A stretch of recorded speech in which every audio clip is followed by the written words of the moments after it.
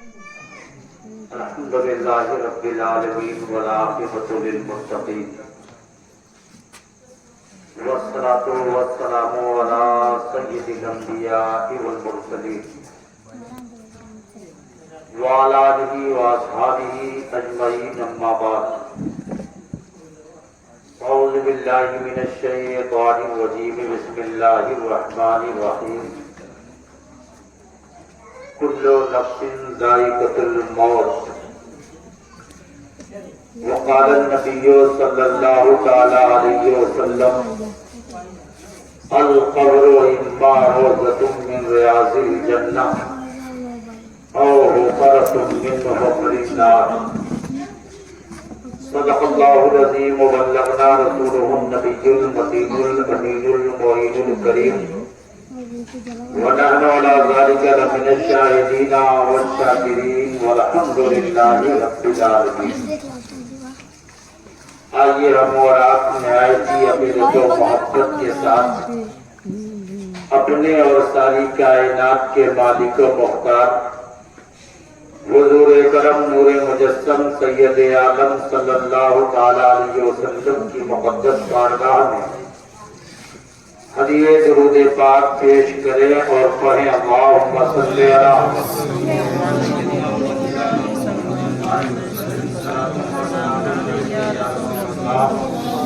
صلی اللہ تعالی علیہ وسلم. اس سارے ثواب کی بابرکت محفل میلاد پاک میں ہم اور آپ موجود ہیں.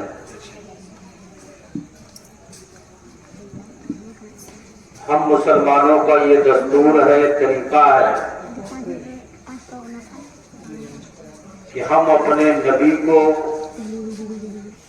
خوشی کا موقع ہو تب بھی یاد کرتے ہیں اور غم اور مصیبت سے ہمیں دوچار ہونا پڑے تب بھی ہم اس نبی کو یاد کرتے ہیں.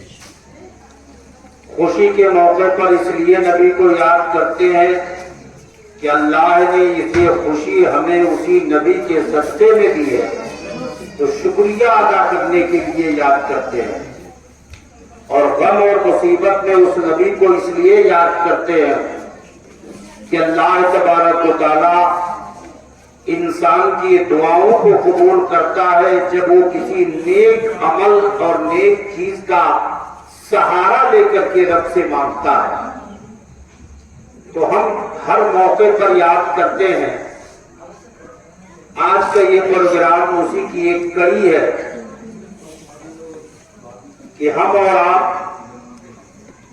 آج کی اس محفل میں بیٹھ کر کے اللہ اور اللہ کے محبوب کا اور اللہ کے محبوب کے محبوبوں کا ذکر خیر کر رہے ہیں تاکہ اس ذکر خیر کے صدقے میں اللہ مرحوم کی زندگی کی ساری خطاؤں کو معاف فرمائے.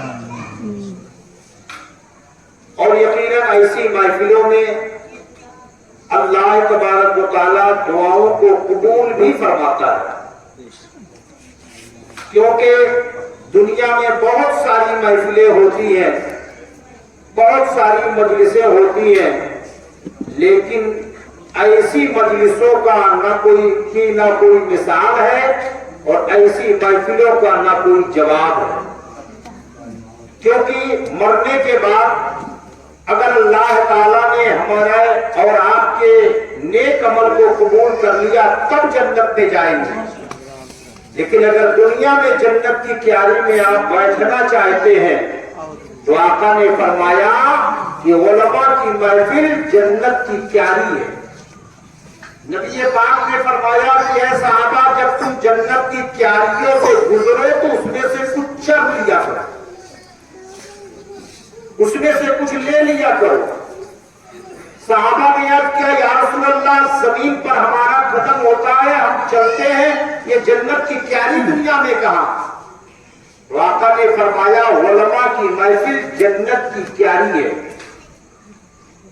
تو ہم جنت کی کیاری میں بیٹھے ہیں اور آپ اچھے سے جانتے ہیں ایک انسان مسجد کے باہر جتنا سوچنا ہو سوچ لے، جتنا جھوٹ بولنا ہو بول لیتا ہے، لیکن جب مسجد میں جاتا ہے تو باہر سے زیادہ اللہ کا خوف اور اللہ کی یاد مسجد میں اسے ہوتی رہتی ہے، کیونکہ دنیا کی ساری جگہوں میں سب سے اچھی جگہ پہنچا ہے۔ تو اس وقت ہم دنیا کی سب سے اچھی محفل میں ہیں، اور کیوں نہ اچھی ہو، ایسی محفلوں میں صرف بیٹھنا ہی عبادت نہیں ہوتا، بلکہ ایسی محفلوں میں شریک ہونے کے لیے اگر آپ اپنے گھر سے قدم اٹھاتے ہیں تو جتنا قدم اٹھاتے ہیں ہر قدم کے بدلے اللہ ثواب آپ کو دیتا ہے، اتنے گناہ آپ کے معاف ہوتے ہیں، اتنے درجات آپ کے بلند ہوتے ہیں۔ ایسی محفلوں میں یہ ساری خوبیاں پائی جاتی ہیں، اور یہی اتنا نہیں بلکہ ایک قدم بڑھ کر کے میں کہہ دوں، یہ وہ محفل ہے کہ جہاں آپ کے جسم کا ہر ایک حصہ اللہ کی عبادت میں مشغول ہوتا ہے، ہر ایک حصہ۔ آپ کی آنکھ کھلی ہے، آپ ہمیں دیکھ رہے ہیں، اسٹیج پر بیٹھے ہوئے علماء کو دیکھ رہے ہیں، ہم آپ کو دیکھ رہے ہیں، اور نبی نے فرمایا جس طریقے سے خانہ کعبہ کو دیکھنا عبادت ہے، قرآن کو دیکھنا عبادت ہے، ماں کا چہرہ دیکھنا عبادت ہے، ایسی ہی النظر الی وجہ العلماء عبادت، علماء کے چہرے کو دیکھنا بھی عبادت ہے۔ آپ کی آنکھ بھی عبادت میں مشغول ہے، آپ کے کان کے پردے سے پتہ نہیں کیا کیا ٹکرایا، لیکن اس وقت جو آپ کے کان کے پردے سے ٹکرا رہی ہے آواز، تو کبھی قرآن کی آیتوں کی آواز ٹکرا رہی ہے، کبھی نبی کی نعت کی آواز ٹکرا رہی ہے، کبھی حدیث مصطفیٰ کی آواز ٹکرا رہی ہے۔ یوں ایک جملے میں کہیں کہ یہ سب اللہ اور اس کے رسول کے ذکر کی آواز ٹکرا رہی ہے، گویا کہ آپ کا کان بھی اس وقت اللہ کی عبادت میں مشغول ہے، آپ کی زبان، آپ کا دل بھی عبادت میں مشغول ہے۔ زبان اس لیے میں کہتا ہوں کہ کبھی کبھی آپ کا ایمانی جذبہ بیدار ہوتا ہے تو زبان سے آپ کہتے ہیں سبحان اللہ، کوئی بات اچھی لگتی ہے تو زبان سے کہتے ہیں الحمدللہ، کوئی بات اچھی لگتی ہے زبان سے کہتے ہیں اللہ اکبر۔ یہ آپ کی زبان سے جو نکل رہا ہے اللہ کی تسبیح ہے، آپ کی زبان عبادت میں مشغول ہے۔ اور اگر زبان سے نہیں تو نبی کی حدیث سنے تو آپ کے دل نے کہا سبحان اللہ، کتنی اچھی بات ہے، دل بھی عبادت میں مشغول ہے۔ آپ کہیں گے یہ سبحان اللہ دو لفظوں سے مل کر کے ہے، یہ اس کا ثواب کتنا ہوگا؟ چھوٹا سا جملہ ہے، چھوٹا سا جملہ ہے، ثواب کتنا ملے گا؟ تو میں پیارے کہہ دوں کہ کوئی بھی نیکی چھوٹی نہیں ہوتی، کوئی بھی نیکی چھوٹی نہیں ہوتی، اللہ جس نیکی کو قبول کر لے وہی سب سے بڑی نیکی ہے۔ بڑے بوڑھے کہا کرتے ہیں پیا جس کو سمجھے سہاگن وہی ہے۔ اللہ جس نیکی کو قبول کر لے، زندگی بھر کے سجدوں میں سے اگر ایک سجدہ بھی اللہ نے قبول کر لیا تو کل میدان محشر میں وہ ایک سجدہ رب کی بارگاہ میں اس وقت تک مچلتا رہے گا جب تک کہ سجدہ کرنے والے کو اللہ کی بارگاہ سے واپسی کا پروانہ نہیں ملے گا۔ تو سبحان اللہ دیکھنے میں ایک چھوٹا سا جملہ ہے، مختصر سا جملہ ہے، لیکن پیارے اس کا ثواب اتنا زیادہ ہے۔ حدیث پاک میں آتا ہے کہ یہ زبان پر تو بڑا آسان ہے مگر میزان پر بہت بھاری اس کا ثواب ہوگا۔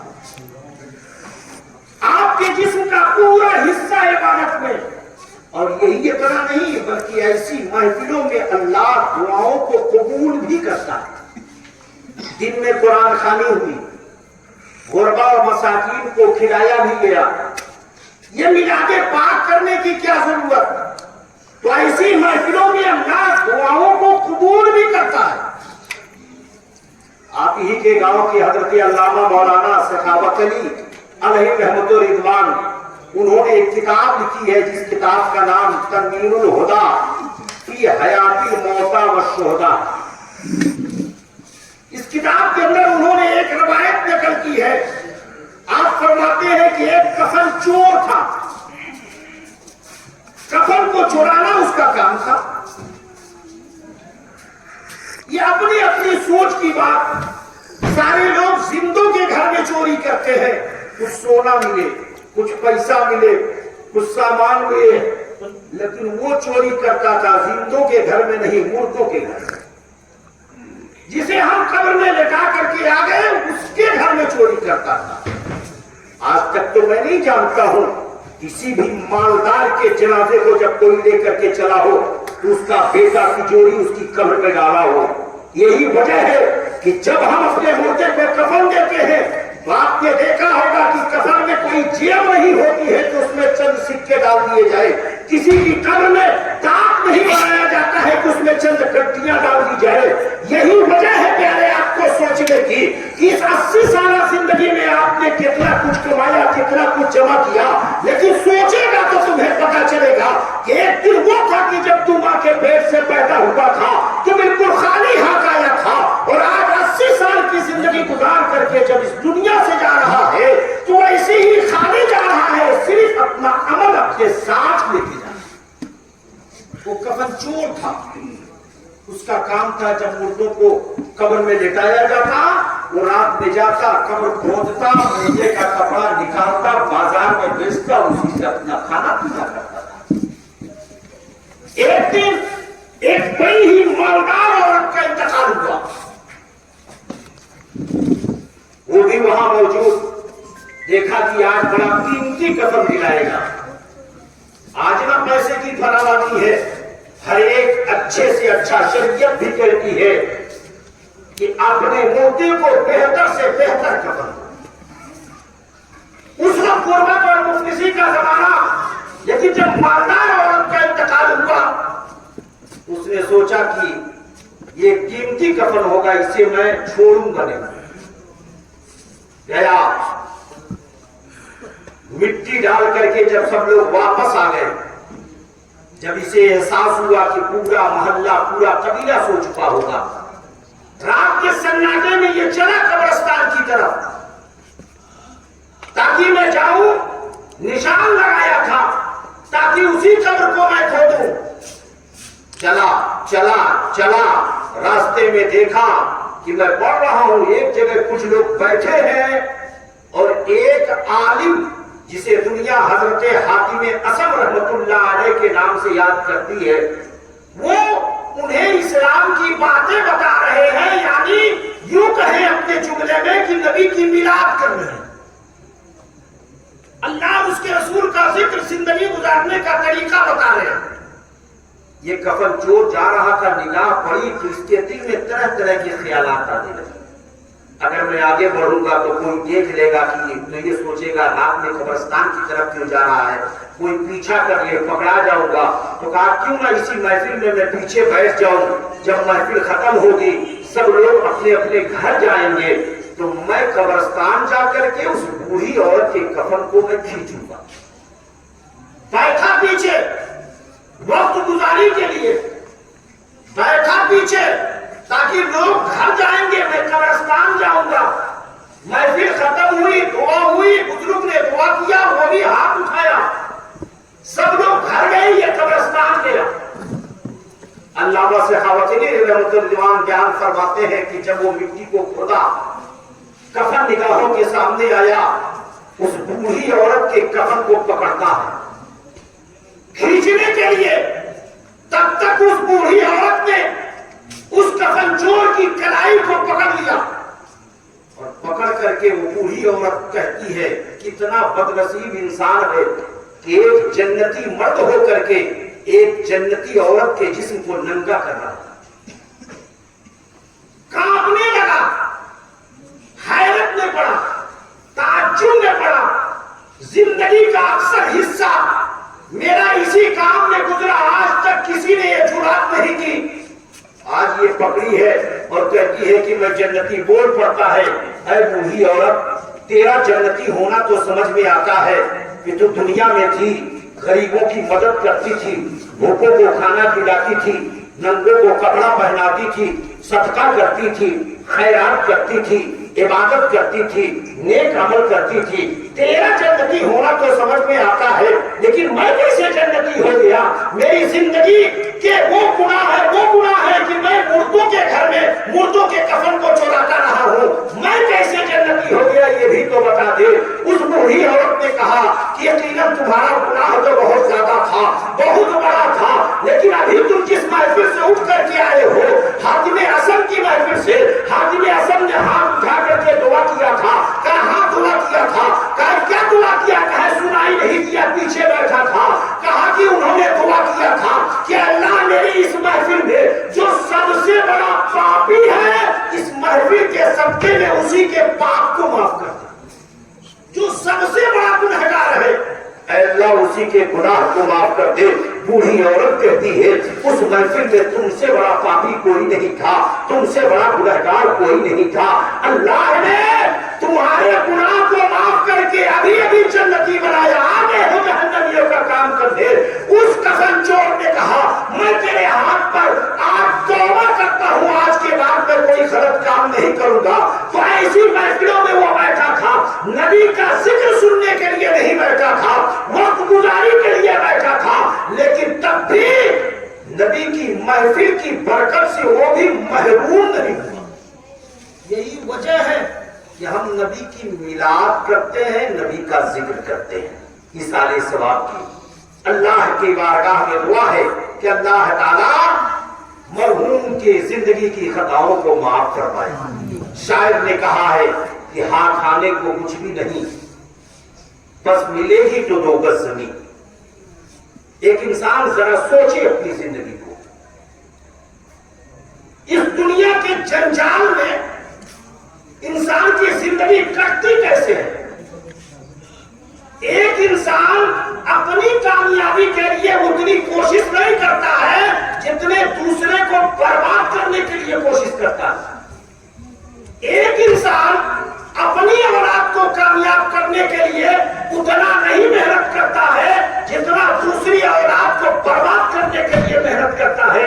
इस दुनिया के जंजाल में इंसान दौलत भी कमाता है, जमीनों जायदाद भी इकट्ठा करता है। कुछ तो ऐसे हैं जो कई सौ बीघे के मालिक हो जाते हैं, लेकिन उनकी भी जिंदगी को देखेंगे कि जब मलकुल मौत उनके जिस्म से रूह को निकालते हैं, हाथ टेढ़ा रहता है तो सीधा करने की ताकत नहीं होती है, सीधा किया जाता है। कई बीघे का मालिक वो दुनिया से जाने वाला चला गया, लेकिन जब उसकी कब्र बनती है तो ऐसा नहीं कि बड़ा मालदार था, बड़ा जमीनों जायदाद का मालिक था, इसकी कब्र 4 कट्ठा में बनाई जाए, इस छोटी सी कोठरी में कैसे रहेगा? नहीं, वो अपने वक्त का बादशाह है, वक्त है, वो भी अगर दुनिया से जाता है उसी के कद के मुताबिक उसकी कब्र बनाई जाती है। एक गरीब से गरीब इंसान दुनिया से जाता है तो उसकी भी कब्र उसी तरीके से बनाई जाती है, 2 गज की बनाई जाती है। मैं तो कहता हूं कि एक गरीब इंसान जो 1 इंच जमीन का मालिक नहीं था, दुनिया में जब था, खाना खाने की ख्वाहिश होती थी, किसी के दरवाजे से रोटी मांगता, किसी के दरवाजे से सालन मांगता, किसी के दरवाजे से खाने का सामान मांगता, और जब खाने की चीज मिल जाती तो उसे अपनी जमीन की छाती पर बैठ करके, खाने के लिए जमीन और जायदाद नहीं थी, इनकी उनकी जमीन पर बैठता था, खाना खाता था, किसी की जमीन पर सो करके अपनी नींद को पूरा करता था, किसी की जमीन पर बैठ करके अपनी थकान को पूरा करता था। 1 इंच जमीन का मालिक नहीं था, लेकिन जब मर जाता है उसे कब्र में उठाया जाता है। तो मैं तो ये कहता हूँ अल्लाह का शुक्र अदा करता होगा, मौला दुनिया में तो मैं जमीन का मालिक न हुआ, जायदाद का मालिक नहीं हुआ, लेकिन मरने के बाद 2 गज जमीन का तूने मुझे मालिक बना दिया। एक इंसान सिर्फ यह सोचे कि 2 गज जमीन सिर्फ आपकी है, हाथ आने को कुछ भी नहीं, बस मिलेगी तो 2 गज जमीन। जाने फिर क्यों परेशान है आदमी आदमी के लिए, और हश्र में हम कहां तुम कहां, जब न होगा कोई मेहरबान। मैदान महशर क़यामत का मैदान बड़ा खौफनाक, बड़ा हैबतनाक, बड़ा डरावना वो दिन होगा। इंसान अगर सोचता है तो अगर वो दीन से शगफ नहीं रखता है तो सोचता है कि ये डरा है मौलाना। नबी पाक की हदीस का निचोड़ बताओ मैदान महशर का, वो एक दिन 50,000 वर्ष का होगा। एक दिन 50,000 वर्ष का। आज गर्मी का मौसम है, रात में अगर पंखा ना चले तो इंसान की नींद पता नहीं रात में कितनी मरतबा पड़ेगी। सूरज अपना चेहरे पर नकाब डाल चुका है, छुप चुका है, लेकिन रात में गर्मी इतनी है कि इंसान परेशान हो जाता है। पंखा चलाता है, एसी चलाता है, कूलर चलाता है, सुकून के लिए इतनी दूर दिन के उजाले में अगर सूरज को देखेंगे तो देखने में आपको सूरज यहां नजर आएगा, लेकिन जब इस्लाम की तारीख का मुताला करेंगे, हिस्ट्री का, तो ये सूरज यहां नहीं है बल्कि चौथे आसमान का सूरज है। वहां से अपनी किरणों को जमीन पर बिखेरता है, वहां से गर्मी जमीन पर इतनी पड़ती है कि इंसान नंगे कदम रोड पर चल नहीं सकता, इंसान उस धूप के सामने खड़ा नहीं हो सकता। इस वक्त वहां से करोड़ों मील की दूरी से सूरज अपनी तपिश को जब डाल रहा है, तब गर्मी का ये आलम है। सोचो क़यामत के मैदान में इंसान के सर के ऊपर सूरज होगा, आता है हदीस पाक में सवा नेज़े पर सूरज होगा, इतना करीब सूरज होगा। जमीन जो होगी जिस पर हम और आप खड़े होंगे वो जमीन तांबे की होगी, तांबे की जमीन होगी जिस पे हम खड़े होंगे। 4,000 का जूता हमारे पैर में नहीं होगा, 25,000 की सैंडल हमारे पैर में नहीं होगी, नंगे कदम हम उस मैदान महशर में तांबे की जमीन पर खड़े होंगे। सोचे सूरज इतना करीब, जमीन तांबे की, जब सूरज इतने करीब से उस तांबे की जमीन पर अपनी तपिश और हरारत और गर्मी को डालेगा, वो तांबे की जमीन खोलेगी, उबलेगी, उस पर नंगे कदम हम और आप होंगे। आलम क्या होगा? पसीने में शराबोर होंगे, पसीना सर का पैर तक आएगा। आकाए कायनात ने फरमाया किसी का पसीना तो इतना गिरेगा कि वो अपने पसीने में गोता लगाएगा, डुबकी लगाएगा। किसी का पसीना इतना होगा कि उसके नाक के नथुने तक होगा, किसी का पसीना उसके होठों तक होगा, किसी का पसीना उसके गले तक होगा, किसी का पसीना उसके सीने तक होगा, किसी का पसीना उसके घुटने तक होगा। ये पसीना इस तरीके से होगा। सहाबा ने अर्ज किया फदाका भी होगी या रसूल अल्लाह, मेरे माँ और बाप पर कुर्बान हो या रसूल अल्लाह। ये आखिरकार पसीना इस तरीके के तफावुत और फर्क के साथ क्यों? आका ने फरमाया अमल के एतबार से वहां पसीना होगा, अमल के एतबार से होगा। हाँ, अगर उस मैदान महशर में सूरज की गर्मी से आप बचना चाहते हैं, सूरज की तपिश से आप बचना चाहते हैं, तो वहां आपको दरख्त नहीं मिलेगा, वहां आपको शामियाना नहीं मिलेगा, वहां आपको ऐसी बिल्डिंग नहीं मिलेगी जिसके साए में जाकर के रह जाए। फिर आप छुपेंगे कहां? फिर आप उस सूरज की गर्मी से बचेंगे कैसे? तो आकाए कायनात ने 1450 साल पहले क़यामत तक के मुसलमानों को एक दर्स दे दिया है, एक सबक दे दिया है। जब उस मैदान महशर में सूरज की गर्मी से बचना चाहते हो तो आका ने फरमाया कि दुनिया में रहो तो मोहब्बत से मेरे ऊपर दुरूद पढ़ते रहो, दुरूद पढ़ते रहो। नबी ने फरमाया कि जो दुनिया में मोहब्बत से मेरे ऊपर दुरूद पढ़ता रहेगा, कल मैदान महशर में मैं उसे जलने नहीं दूंगा, अपने दामन में छुपा दूंगा। आका ने फरमाया कि जो दुनिया में मोहब्बत, ये नहीं कहा कि जो दुनिया में दुरूद पढ़ेगा, नबी की बोली का तर्जुमा जो मेरे ऊपर मोहब्बत से दुरूद पढ़ेगा, और मोहब्बत का ताल्लुक दिल से होता है। आप मुझसे मुस्कुरा करके मिलते हैं, आप मुझसे हाथ मिलाते हैं, मैं जानता हूं कि मेरा आपका व्यवहार बड़ा अच्छा है, लेकिन दिल में क्या है मैं नहीं जानता हूं। दिल की बात वही जानेगा जो दिल के अंदर पहुंचेगा। आकाए कायनात मदीने तैयबा में आराम फरमा रहे हैं, नबी ने यह ना कहा मदीना का इंसान जब दुरूद पढ़ेगा तो उसी को मैं छुपाऊंगा, मक्के का इंसान जब दुरूद पढ़ेगा उसी को मैं जानूंगा। नहीं, नबी ने यह नहीं कहा मैं जब तक जिंदा हूं तब तक मैं इस चीज को कहता हूं। नबी ने मुतलक कह दिया मेरा जो भी उम्मती मोहब्बत से मेरे ऊपर दुरूद पढ़ेगा, कल मैदानी महशर में मैं उसे जलने नहीं दूंगा। गोया कि आकाए कायनात ने यह कह दिया जब तक मैं जमीन के ऊपर हूं उस वक्त की बात नहीं, क़यामत तक के मेरे उम्मतियों की बात है। जो मोहब्बत से पढ़ेगा और दिल की बात मैं जानता हो। कौन मोहब्बत से पढ़ता है, कौन मजबूर होकर के पढ़ता है। जो मोहब्बत से पढ़ेगा कल मैदाने महशर में वो जलेगा नहीं, मैं उसे अपने दामन में छुपा दूंगा। जहन में बात आ सकती है कि नबी के दामन में छुपेंगे कितने लोग, नबी के दामन में कितनी जगह होगी। आज आगिया में कुछ लोग बैठ करके नबी पर दुरूद पढ़ रहे हैं, कुछ लोग, कुछ हमारी माएं और बहनें घरों में दुरूद पढ़ रही होंगी, कुछ मदरसों में, कुछ खानकाहों में, कुछ अपने झोपड़ियों में, कुछ बिल्डिंगों में।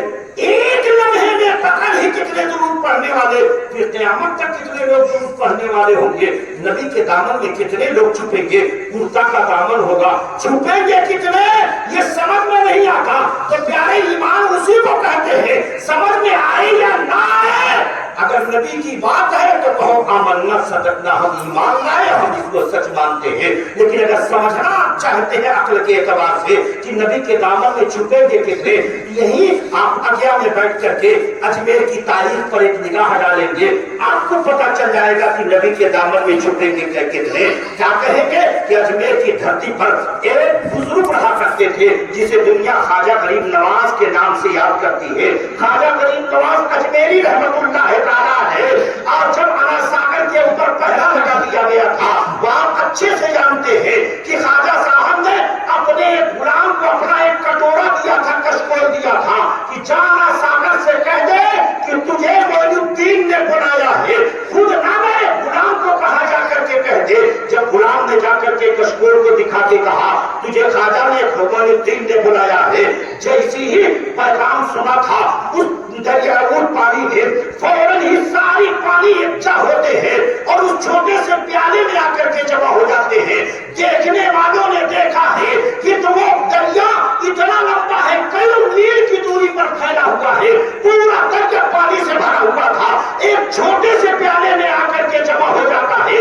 जब ख्वाजा के गुलाम की आवाज पर उतना ज्यादा पानी एक कटोरे में जमा हो जा रहा है, और मैंने तो यहाँ तक एक तारीख में पढ़ा कि सिर्फ उसी दरिया का पानी नहीं आया था, बल्कि अजमेर में जितने नदी नाले कुएं थे सारा पानी उसमें आ गया था। और आगे बढ़ करके कहूँ, एक मुख्तसर सी रवायत में आता है, माँ की छातियों में जो दूध था वो भी उस प्याले में आ गया था, पूरा एक छोटे से प्याले में जमा हो गया। जब ख्वाजा की ताकत का ये आलम है कि एक छोटे से प्याले में इतना सारा पानी जमा हो जाए, तो ख्वाजा के आकाओं के आका मोहम्मद रसूलुल्लाह सल्लल्लाहु अलैहि वसल्लम की ताकत का आलम क्या होगा, उनके दामन में कितने छुपेंगे ये कोई नहीं बता सकता। एक जुमले में ये कह लिया जाए, जब उनके गदा भर देते हैं शाहाने जमाना की झोली, जब मोहताज का ये आलम है तो मुख्तार का आलम क्या। उस मैदान महशर में अगर आपको जलने से बचना है तो मोहब्बत से नबी के ऊपर दुरूद पढ़ना होगा। हम अपनी जिंदगी के 10 साल का हिसाब रख लेते हैं कि 10 साल में हमसे दुकान किसी दिन नागा ना हुई, 10 साल से हमारा ये काम कभी नागा ना हुआ। मैं कहता हूं 1 महीना अगर आप जिम्मेदारी से बता दें कि क्या किसी नेक अमल के बारे में बता सकते हैं कि ये नेक अमल 1 महीने में कभी भी नागा ना हुआ? नहीं, कम से कम दुरूद पाक और दुरूद इब्राहिमी सबसे अफजल दुरूद है।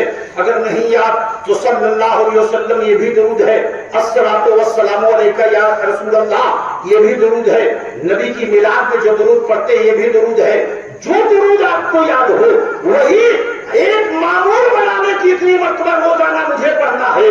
कभी तो अल्लाह ताला आपके दुरूद को नबी के सदके में कबूल फरमा लेगा, तो कल मैदान महशर में जहां सब धूप के सूरज की गर्मी में जलेंगे, नबी के दामन के नीचे आपको जगह मिल जाएगी, आप मुस्कुराते हुए नजर आएंगे। उस क़यामत के मैदान में जब कोई किसी का पुरसाने हाल ना होगा, प्यारे एक बेटा जाएगा अपनी माँ के पास, अम्मा दुनिया में तुम आंचल फैलाती थी मुझे सुकून मिल जाता था, दुनिया में जब मैं बीमार होता था तो सीने से लगा लेती थी, अम्मा मैं तेरा वही बेटा हूँ कि अगर बंबई में मेरे पैर में ठोकर लगती थी तो तुझे अज्ञा में तकलीफ का एहसास हो जाता था, अम्मा मैं तेरा वही बेटा हूँ जब कभी मेरी आंखों में आंसू आ जाता था तेरा कलेजा फट जाता था, आज मैदान महशर में मैं तड़प रहा हूँ, अम्मा کچھ تو میری مدد کر دو. تو حدیث میں آتا ہے ماں کہے گی میں تو خود پریشان ہوں, تیری کیا مدد کر سکتے ہو. باپ بھی کوئی مدد نہیں کرے گا. وہ دوست جو رات کی تاریکی میں تیری کلائی کو پکڑ کر کے کبھی سنیما ہال میں لے گیا, کبھی شراب خانے میں لے گیا, کبھی جوا کے اڈوں میں لے گیا, کبھی آرکیسٹرا کی محفلوں میں لے گیا, وہ تیرا دوست بھی وہاں کوئی مدد نہیں کرے گا, پریشان رہے گا. یہ میدان محشر ہے. تو شاعر نے کہا ہے کہ حشر میں ہم کہاں تم کہاں, جب نہ ہوگا کوئی مہربان, بن کے رحمت حضور آئیں گے اپنی ہر امتی کے لیے. بن کے رحمت حضور آئیں گے اپنی ہر امتی کے لیے. اور کر یقین تو میری بات پر, ہر ایک یہی بیٹھے بیٹھے اپنی قبر کی اندھیری کوٹری کے بارے میں سوچے. قبر وہ گھر ہے, ایک گھر ہے, اس لیے کہ ہم مرتے ضرور ہیں لیکن ختم نہیں ہوتے. جگہ ہماری بدلتی ہے, کیونکہ بہت ساری دنیا سے سیر کرتے ہوئے ہم اس دنیا میں آئے ہیں. اس سے پہلے, سب سے پہلے ہم جس دنیا میں تھے اس دنیا کا نام عالم ارواح ہے, روحوں کی دنیا. ہم وہاں تھے, جب تک اللہ نے چاہا ہم وہاں رہے. پھر اللہ کا حکم ملا کہ جگہ بدلو, تو ہم عالم ارواح سے اپنے باپ کی صلب میں آ گیا. وہاں جب تک اللہ نے چاہا ہم رہے. پھر اللہ کا حکم ہوا ہم وہاں سے انتقال کر کے جگہ بدلے, ماں کے شکم میں آ گئے, ماں کے پیٹ میں آ گئے. اللہ نے جب تک چاہا ہمیں ماں کے پیٹ میں رکھا. ماں کے پیٹ میں ہماری زندگی 7 سال 7 مہینہ 8 مہینہ 9 مہینہ جتنا اللہ نے چاہا ہماری گزری. لیکن وہ زندگی بھی کیا زندگی تھی. ماں کھاتی تھی, ہمارے خوراک ملتی رہتی تھی. ماں سوتی تھی, ہمیں سکون مل جاتا تھا. ماں پیتی تھی, ہمیں اطمینان مل جاتا تھا. 9 مہینے تک جس ماں نے اپنے پیٹ میں لے کر کے دھویا, اس ماں کے احسان کا بدلہ بیٹا زندگی بھر خدمت کرتا رہے تب بھی حق ادا نہیں کر سکتا. کیونکہ ساری دنیا کے انسانوں کی جنت جہاں ہو, مگر ایک اولاد کی اگر جنت ہے اسی ماں کے قدم کے نیچے. نبی نے فرمایا الجنت و تحت اقدام الامہات. میں نے کہا ہم ماں کے پیٹ میں آ گئے, وہاں ہم رہے, پھر ہمیں انتقال کرنا ہوا, جگہ بدلنا ہوا. ہم ماں کے پیٹ سے آ گئے اس دنیا میں. عالم ارواح سے جب ہمارا سیر شروع ہوا, ہم روئے کسی کو پتہ نہ چلا, ہم چلائے کسی کو پتہ نہ چلا, مگر ماں کے پیٹ میں رہے. 4 مہینے کے بعد ہم زندہ ہو گئے. ہمارا ہاتھ بھی چلتا رہا, پیر بھی چلتا رہا, ہم خوراک کھاتے رہے, ہم پیاس بجھاتے رہے, لیکن وہاں بھی ہم چلائے نہیں. اور جب اس دنیا میں آئے, ابھی آئے, رونا شروع کر دیے. آئے, چلانا شروع کر دیے. کبھی آپ نے سوچا کہ دنیا میں آتے ہوئے ہم رونا کیوں شروع کر دیے, دنیا میں آتے ہوئے ہم چلانا کیوں شروع کر دیے؟ بہت ساری وجہوں میں سے ایک وجہ یہ بھی ہے کہ جب دنیا میں ہم آئے تھے رونا شروع کر دیے, گویا کہ ہم نے رب کی بارگاہ میں کہنا شروع کیا کہ اب تک تو ہم جس دنیا میں تھے ماں کے پیٹ میں تھا, بھوک لگتی تھی, ہمیں کھانا مانگنے کی ضرورت نہیں پڑتی تھی, ماں کھاتی تھی, ہمیں خوراک ملتی رہتی تھی, پیاس لگتی تھی, ماں پانی پیتی تھی, ہماری پیاس بجھتی تھی. لیکن اب جس دنیا میں آ گئے ہیں یہ دنیا امتحان گاہ ہے, آزمائش کی جگہ ہے. اب یہاں اس دنیا میں آنے کے بعد ماں دودھ نہیں پلائے گی جب تک کہ جھولے میں میرے رونے کی آواز نہیں سنے گی. ماں اپنے سینے سے نہیں لگائے گی جب تک کہ میں روؤں گا نہیں. بھوک لگے گی رونا پڑے گا, بھوک لگے گی چلانا پڑے گا, بھوک لگے گی تو آواز لگانا پڑے گا. اور جب میرے رونے کی آواز ماں کے کان سے ٹکرائے گی تب ماں اپنے کام کو چھوڑے گی, گود میں بٹھائے گی, دودھ پلائے گی. تو دنیا میں آ کر کے ہم رونا شروع کر دیتے ہیں, رونا شروع کر دیتے ہیں کیونکہ امتحان کی جگہ میں آ گئے. اور یہی یہی اتنا نہیں بلکہ رونے کی ایک وجہ یہ ہے کہ ہم قید خانے میں آ گئے ہیں. نبی نے فرمایا یہ دنیا مومن کے لیے قید خانہ ہے اور کافر کے لیے جنت ہے. اب دنیا سجن للمومن و جنت للکافر. یہ دنیا مومن کے لیے قید خانہ ہے, یہ دنیا مسلمان کے لیے قید خانہ ہے اور کافر کے لیے جنت ہے. جنت تو آپ اچھے سے جانتے ہیں, ہر ایک دعا کرتا ہے اللہ مجھے جنت دے دے, کیونکہ جنت میں سکون ہے, جنت میں آرام ہے, جنت میں ہر ایک چیز آرام و آسائش والی خواہش کے مطابق ملے گی. ہر ایک چاہتا ہے جس بھی دین اور دھرم کا ماننے والا ہے, کوئی کہتا ہے جنت مل جائے, کوئی کہتا ہے سورگ مل جائے, اپنی اپنی بولی میں کہتا ہے. تو یہ دنیا مومن کے لیے قید خانہ ہے, قید خانہ ہے, اور کافر کے لیے جنت ہے یہ دنیا. یہی تو وجہ ہے کہ دنیا میں جو دنیا کی حکومت نے قید خانہ بنایا ہے, اگر کسی جرم میں ہاتھوں میں ہتھکڑی پہنا کر کے قید خانے کی طرف یہاں کی حکومت کے کارندے لے کر کے جاتے ہیں تو آپ بتاؤ کہ آپ گلے میں پھول ڈال کر کے لے جاتے ہیں, مسکراتے ہوئے جاتا ہے. نہیں نہیں, دنیا کے قید خانے میں جب کوئی جاتا ہے تو ہنستے ہوئے نہیں جاتا ہے, چہرہ گرا ہوا ہوتا ہے, آنکھوں سے آنسو گرتا ہوا ہوتا ہے, چہرے پر غم کے آثار نظر آتے ہیں. یہ دنیا کا قید خانہ ہے کہ جب انسان جاتا ہے, جب جاتا ہے تو اس وقت اس کا چہرہ گرا ہوا ہوتا ہے اور اپنی سزا کاٹ کر کے جب واپس آتا ہے, جب واپس آتا ہے تو بتاؤ اس کا چہرہ مسکراتا ہوا نظر آتا ہے کہ نہیں, ہنستا ہوا چہرہ نظر آتا ہے کہ نہیں. جب جا رہا ہے قید خانے میں تو رو رہا ہے, ہم بھی ماں کے پیٹ سے اس قید خانے میں آئے ہیں, اس قید خانے میں آئے ہیں تو ہم رونا شروع کر دیے ہیں. اور اس قید خانے میں جب ہماری زندگی گزر جاتی ہے تو جب ہم دنیا سے جاتے ہیں تو مسکراتے ہوئے جاتے ہیں, ہنستے ہوئے جاتے ہیں. لیکن سب ہنستے ہوئے نہیں جاتے ہیں, سب مسکراتے ہوئے نہیں جاتے ہیں.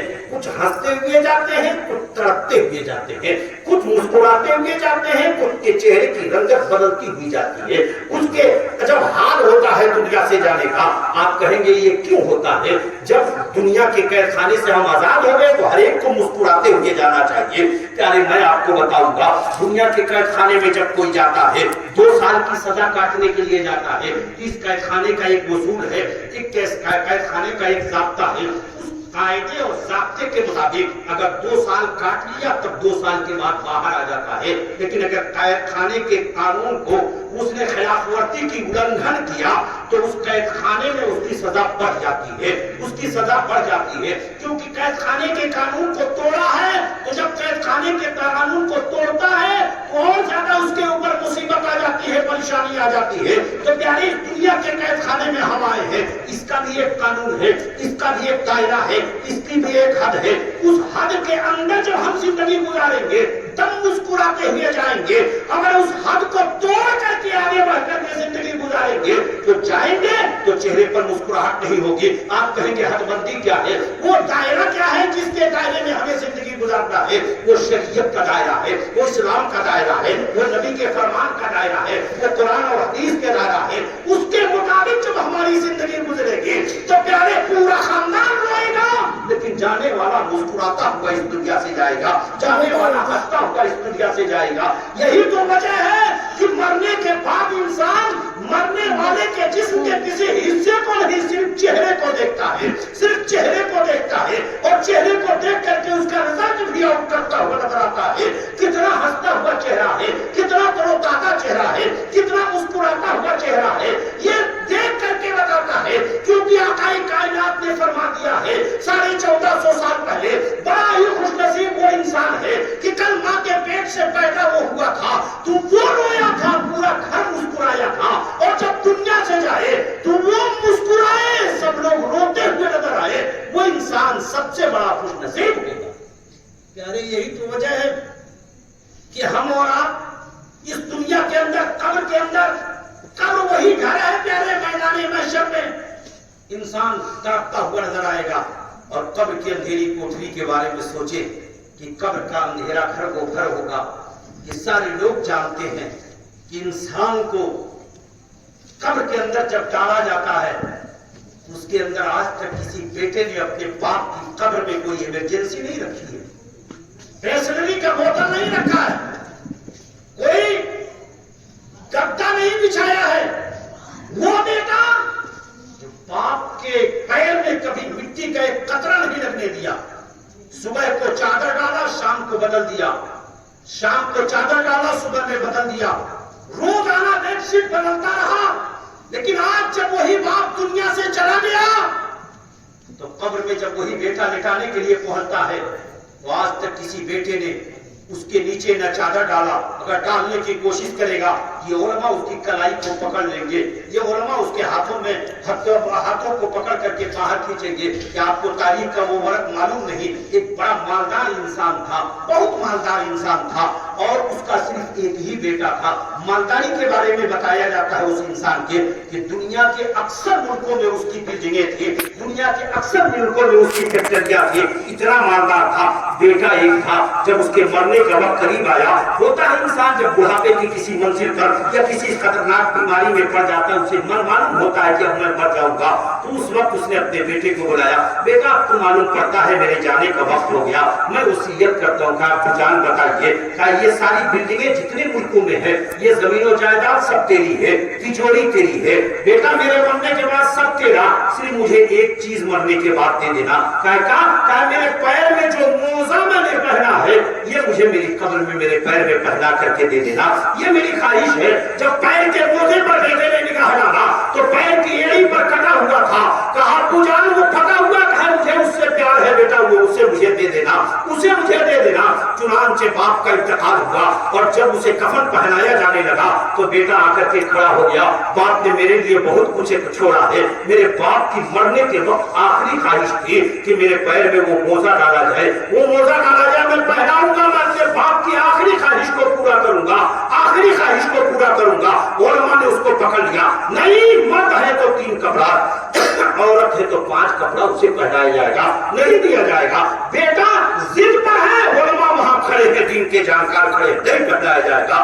تب تک اس کے باپ کا ایک بڑا جگری دوست تھا جو ہمیشہ ساتھ میں رہتے تھے، وہ آتا ہے، اس نوجوان کے سامنے کھڑا ہوا، نوجوان گلے میں ہاتھوں کو ڈال کر کے رونا شروع کیا۔ ابا نے مرتے ہوئے مجھ سے یہ کہا تھا، میں یہ خواہش پورا کرنا چاہتا ہوں لیکن یہ لوگ پورا نہیں کرنے دیتے ہیں۔ اس دوست نے ایک کاغذ کا پرزہ نکالا، کہا تیرے ابا نے مجھ سے کہا تھا جب میں مر جاؤں کہ یہ کاغذ کا ٹکڑا میرے بیٹے کو دے دینا، میرے بیٹے کو دے دینا۔ وہ کاغذ کا ٹکڑا جب بیٹا لیتا ہے، سامنے کھولتا ہے، پڑھتا ہے تو آنکھوں کا آنسو رک نہیں پاتا ہے، پڑھتا ہے تو روتا جاتا ہے۔ اس کاغذ کے پرزے میں اس کے مالدار باپ نے لکھا تھا، بیٹا دیکھ آج مرنے کے بعد ایک پھٹا ہوا موزہ تو میرے ساتھ دینا چاہتا ہے 3 کپڑے کے علاوہ، جو شریعت تمہیں دینے کی اجازت نہیں دیتی ہے، اسلام تمہیں دینے کی اجازت نہیں دیتا ہے، علماء تمہیں پیچھے کھینچ رہے ہیں۔ یاد رکھنا اتنی بڑی دولت زمین و جائیداد کو پا کر کے اتنا مت مگن ہو جانا کہ تمہیں اس دنیا سے جانا نہیں ہے۔ دیکھ میں نے سب کچھ جمع کیا ہے اور سب چھوڑ کر کے جا رہا ہوں، ایک پھٹا ہوا موزہ بھی اپنے ساتھ نہیں لے جا پا رہا ہوں۔ ایسے ہی تم بھی ایک دن سب کچھ چھوڑ کر کے خالی ہاتھ میرے ساتھ آؤ گے۔ یہ لوگوں ایک بیٹے کو نصیحت تھی مرنے کے وقت اپنے باپ کی، یہی تو وجہ ہے کہ قبر کی اندھیری کوٹری کے بارے میں کوئی سوچتا نہیں ہے کہ قبر کی اندھیری کوٹری کیا ہوتی ہے، لیکن میں آپ کو بتاتا ہوں قبر کی اندھیری کوٹری۔ آپ کہتے ہوں گے کہ اسے ایک گھر ہوتا ہے جس میں ڈال کر کے واپس آ گئے، پیارے اس میں نہ کوئی چیز ہوتی ہے، نہ مرکری ہوتی ہے، بالکل اندھیرا گھر ہوتا ہے۔ ابھی چند دن پہلے آپ نے عبدالکریم خان کو اس قبر کی اندھیری کوٹری میں اتارا تھا، آپ دیکھے ہوں گے کہ بانس لگایا گیا، اس کے اوپر مٹی کا لیپ ڈالا گیا، جہاں لاش رکھی گئی وہاں ایک ہوا کا جھونکا بھی نہیں جا سکتا ہے، ایک سوئی کے ناکے کے برابر سوراخ بھی نہیں ہو رہا ہے۔ تو بتاؤ پیارے سورج کی روشنی کیسے جائے گی؟ اس اندھیرے گھر میں اندھیرا گھر ہوگا، اور یہی اکلا نہیں، صرف اندھیرا گھر نہیں بلکہ اس میں انسان کو جانا ہے تو تنہا جانا ہے۔ اس کی زمین و جائیداد کا مالک اس کا بیٹا، اگر چاہے، اگر اس سے باپ کہے بیٹا میری زندگی کی پہلی رات ہوگی وہاں، ایک رات کے لیے تم میری قبر میں رہ جانا، بیٹا اپنے ہاتھ کو جوڑ دے گا، ابا یہاں پانی کی خواہش ہوئی تو میں نے پلایا، کھانے کی خواہش ہوئی تو میں نے دیا، بستر کی ضرورت ہوئی میں نے بچھایا، لیکن وہاں آپ کو تو اکیلے جانا ہے، میں نہیں جاؤں گا۔ ایک بیٹا اپنے باپ کی قبر میں ایک رات گزارنے کے لیے نہیں تیار ہوگا، کیسے تیار ہوگا؟ اکیلے جانا ہے، تنہا جانا ہے، تنہا جانا ہے، تاریکی کا گھر ہے، اور وہاں کیا ہوگا؟ 10 साल के बाद कोई अगर बाहर से आता है तो वहां क्या देखा जाता है? वहां प्लेटफार्म से लेकर के, एयरपोर्ट से लेकर के अगला बाजार तक कहीं दोस्त खड़ा हुआ इंतजार करता है, कहीं बेटा खड़ा हुआ इंतजार करता है, दरवाजे पर बैठ करके किसी तरफ उसकी माँ बैठी हुई इंतजार करती है, किसी तरफ उसकी बीवी और बेटी बैठी हुई इंतजार करती है। ट्रेन से उतरता है बाप मौजूद होता है, ट्रेन से उतरता है बेटा मौजूद होता है, हर एक इस्तेमाल करने के लिए मौजूद होते हैं। 10 साल की उम्र, 10 साल के बाद बाहर से आ रहा है तो सारे लोग इस्तेमाल के लिए खड़े हुए हैं। प्यारे 80 साल के बाद तू इस दुनिया से जा रहा है, 80 साल के बाद इस दुनिया को छोड़ करके जा रहा है, तो वहां भी तो कोई चीज होगी तेरा इंतजार कर रही होगी, वहां तो तेरे इस्तेमाल के लिए कोई चीज होगी, वहां भी तो कोई तेरा इंतजार कर रहा होगा। लेकिन वहां इंतजार करने वाला तेरा बेटा नहीं होगा, वहां इंतजार करने वाले तेरा बाप नहीं होगा, वहीं इंतजार करने वाला तेरा दोस्त नहीं होगा, वहीं इंतजार करने वाला तेरा रिश्तेदार नहीं होगा, बल्कि हदीस में आता है कि उस कब्र की अंधेरी कोठरी में जब तू जाएगा तो तेरे इस्तेमाल करने के लिए सांप मिलेगा, तेरे इस्तेमाल के लिए बिच्छू होगा, तेरे इस्तेमाल के लिए कीड़े मकोड़े होंगे। ये सांप बिच्छू कीड़े मकोड़े होंगे। जब नबी ने फरमाया कि जब मुर्दा कब्र में डाला जाएगा तो सांप वहां होगा, बिच्छू होगा, ये सब इस्तेमाल के लिए होंगे। साहबा ने कहा या रसूल अल्लाह, उस कब्र के सांप का जहर कैसा होगा, कब्र के सांप का बिच्छू का जहर कैसा होगा? दुनिया का सांप तो काटता है तो इंसान मर जाता है, दुनिया का बिच्छू काटता है, इंसान काटता है, बेहोश होता है, मर जाता है, लेकिन कब्र का बिच्छू कैसा होगा, कब्र का सांप कैसा होगा, उसका जहर कैसा होगा?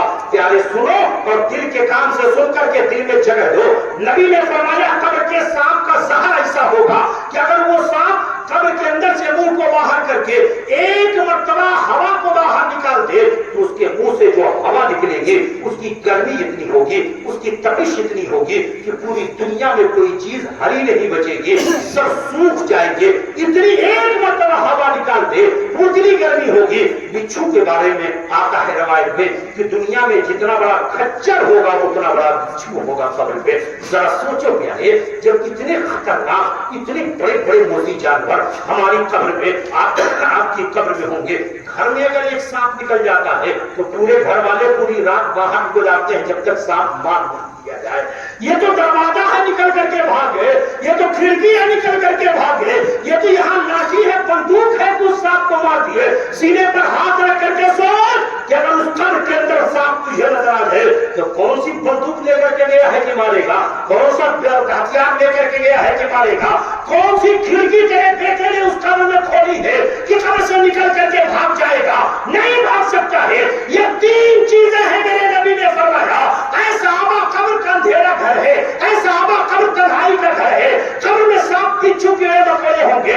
नबी ने फरमाया कब्र में जाना तो रोशनी लेकर के जाना, कब्र में जाना तो कोई साथी लेकर के जाना, कब्र में जाना तो ऐसा हथियार लेकर के जाना कि अगर सांप मिले तो उसे मार सको, बिच्छू मिले तो उसे भगा सको, कीड़े मकोड़े हो तो उसे कब्र से भगा सको। साहबा ने अर्ज किया या रसूल अल्लाह, ये तो मालूम है कि कब्र तन्हाई का घर है, साथी कौन लेकर के जाए, कब्र अंधेरा घर है, रोशनी कौन लेकर के जाए, कब्र कीड़े मकोड़ों का घर है, उसे भगाने का हथियार कौन सा लेकर के जाए? नबी पाक सल्लल्लाहु अलैहि वसल्लम ने फरमाया दुनिया में नमाज का तोहफा लेकर के जाओगे, दुनिया में नमाज पढ़ करके जाओगे, यही नमाज तन्हा तेरी कब्र में रोशनी का भी काम करेगी, यही नमाज तेरी कब्र में तेरी तन्हाई को दूर करके साथी का जुनून अदा करेगी, यही नमाज तेरी कब्र में सांप होगा तो उसे भगाएगी, बिच्छू होगा तो उसे भगाएगी, कीड़े मकोड़े होंगे तो उसे भगाएगी, यही नमाज तेरी कब्र में ये चीज करेगी। प्यारे उसी कब्र की बात कर रहा हूं कि जिस कब्र में आज पहली रात है, हमारे और आपके दरमियान से जाने वाले की दिन के उजाले में या रात की तारीकी में हमने उसे डाल दिया और डाल करके अपने घरों को आ गए। हम लाइट जला करके, नाइट बल्ब जला करके अपने कमरे में सोते हैं, अपने घर में सोते हैं। उस घर की बात कर रहा हूं जिस घर को बनाया हमने 3 साल में। जंगला कहाँ है हमें मालूम है, दरवाजा कहाँ है हमें मालूम है, बेड कहाँ है हमें मालूम है, बालकनी कहाँ है सब हमें मालूम है, सब कुछ मालूम है, लेकिन तब भी नाइट बल्ब हम जलाते हैं। जला करके उस हल्की सी रोशनी में सोते हैं, वरना अगर घटा को तारीकी हो, बिल्कुल कमरा तारीफ हो, और अगर कहीं से बिल्ली कूद जाती है तो बताओ हमारी नींद उड़ जाती है कि नहीं उड़ जाती है?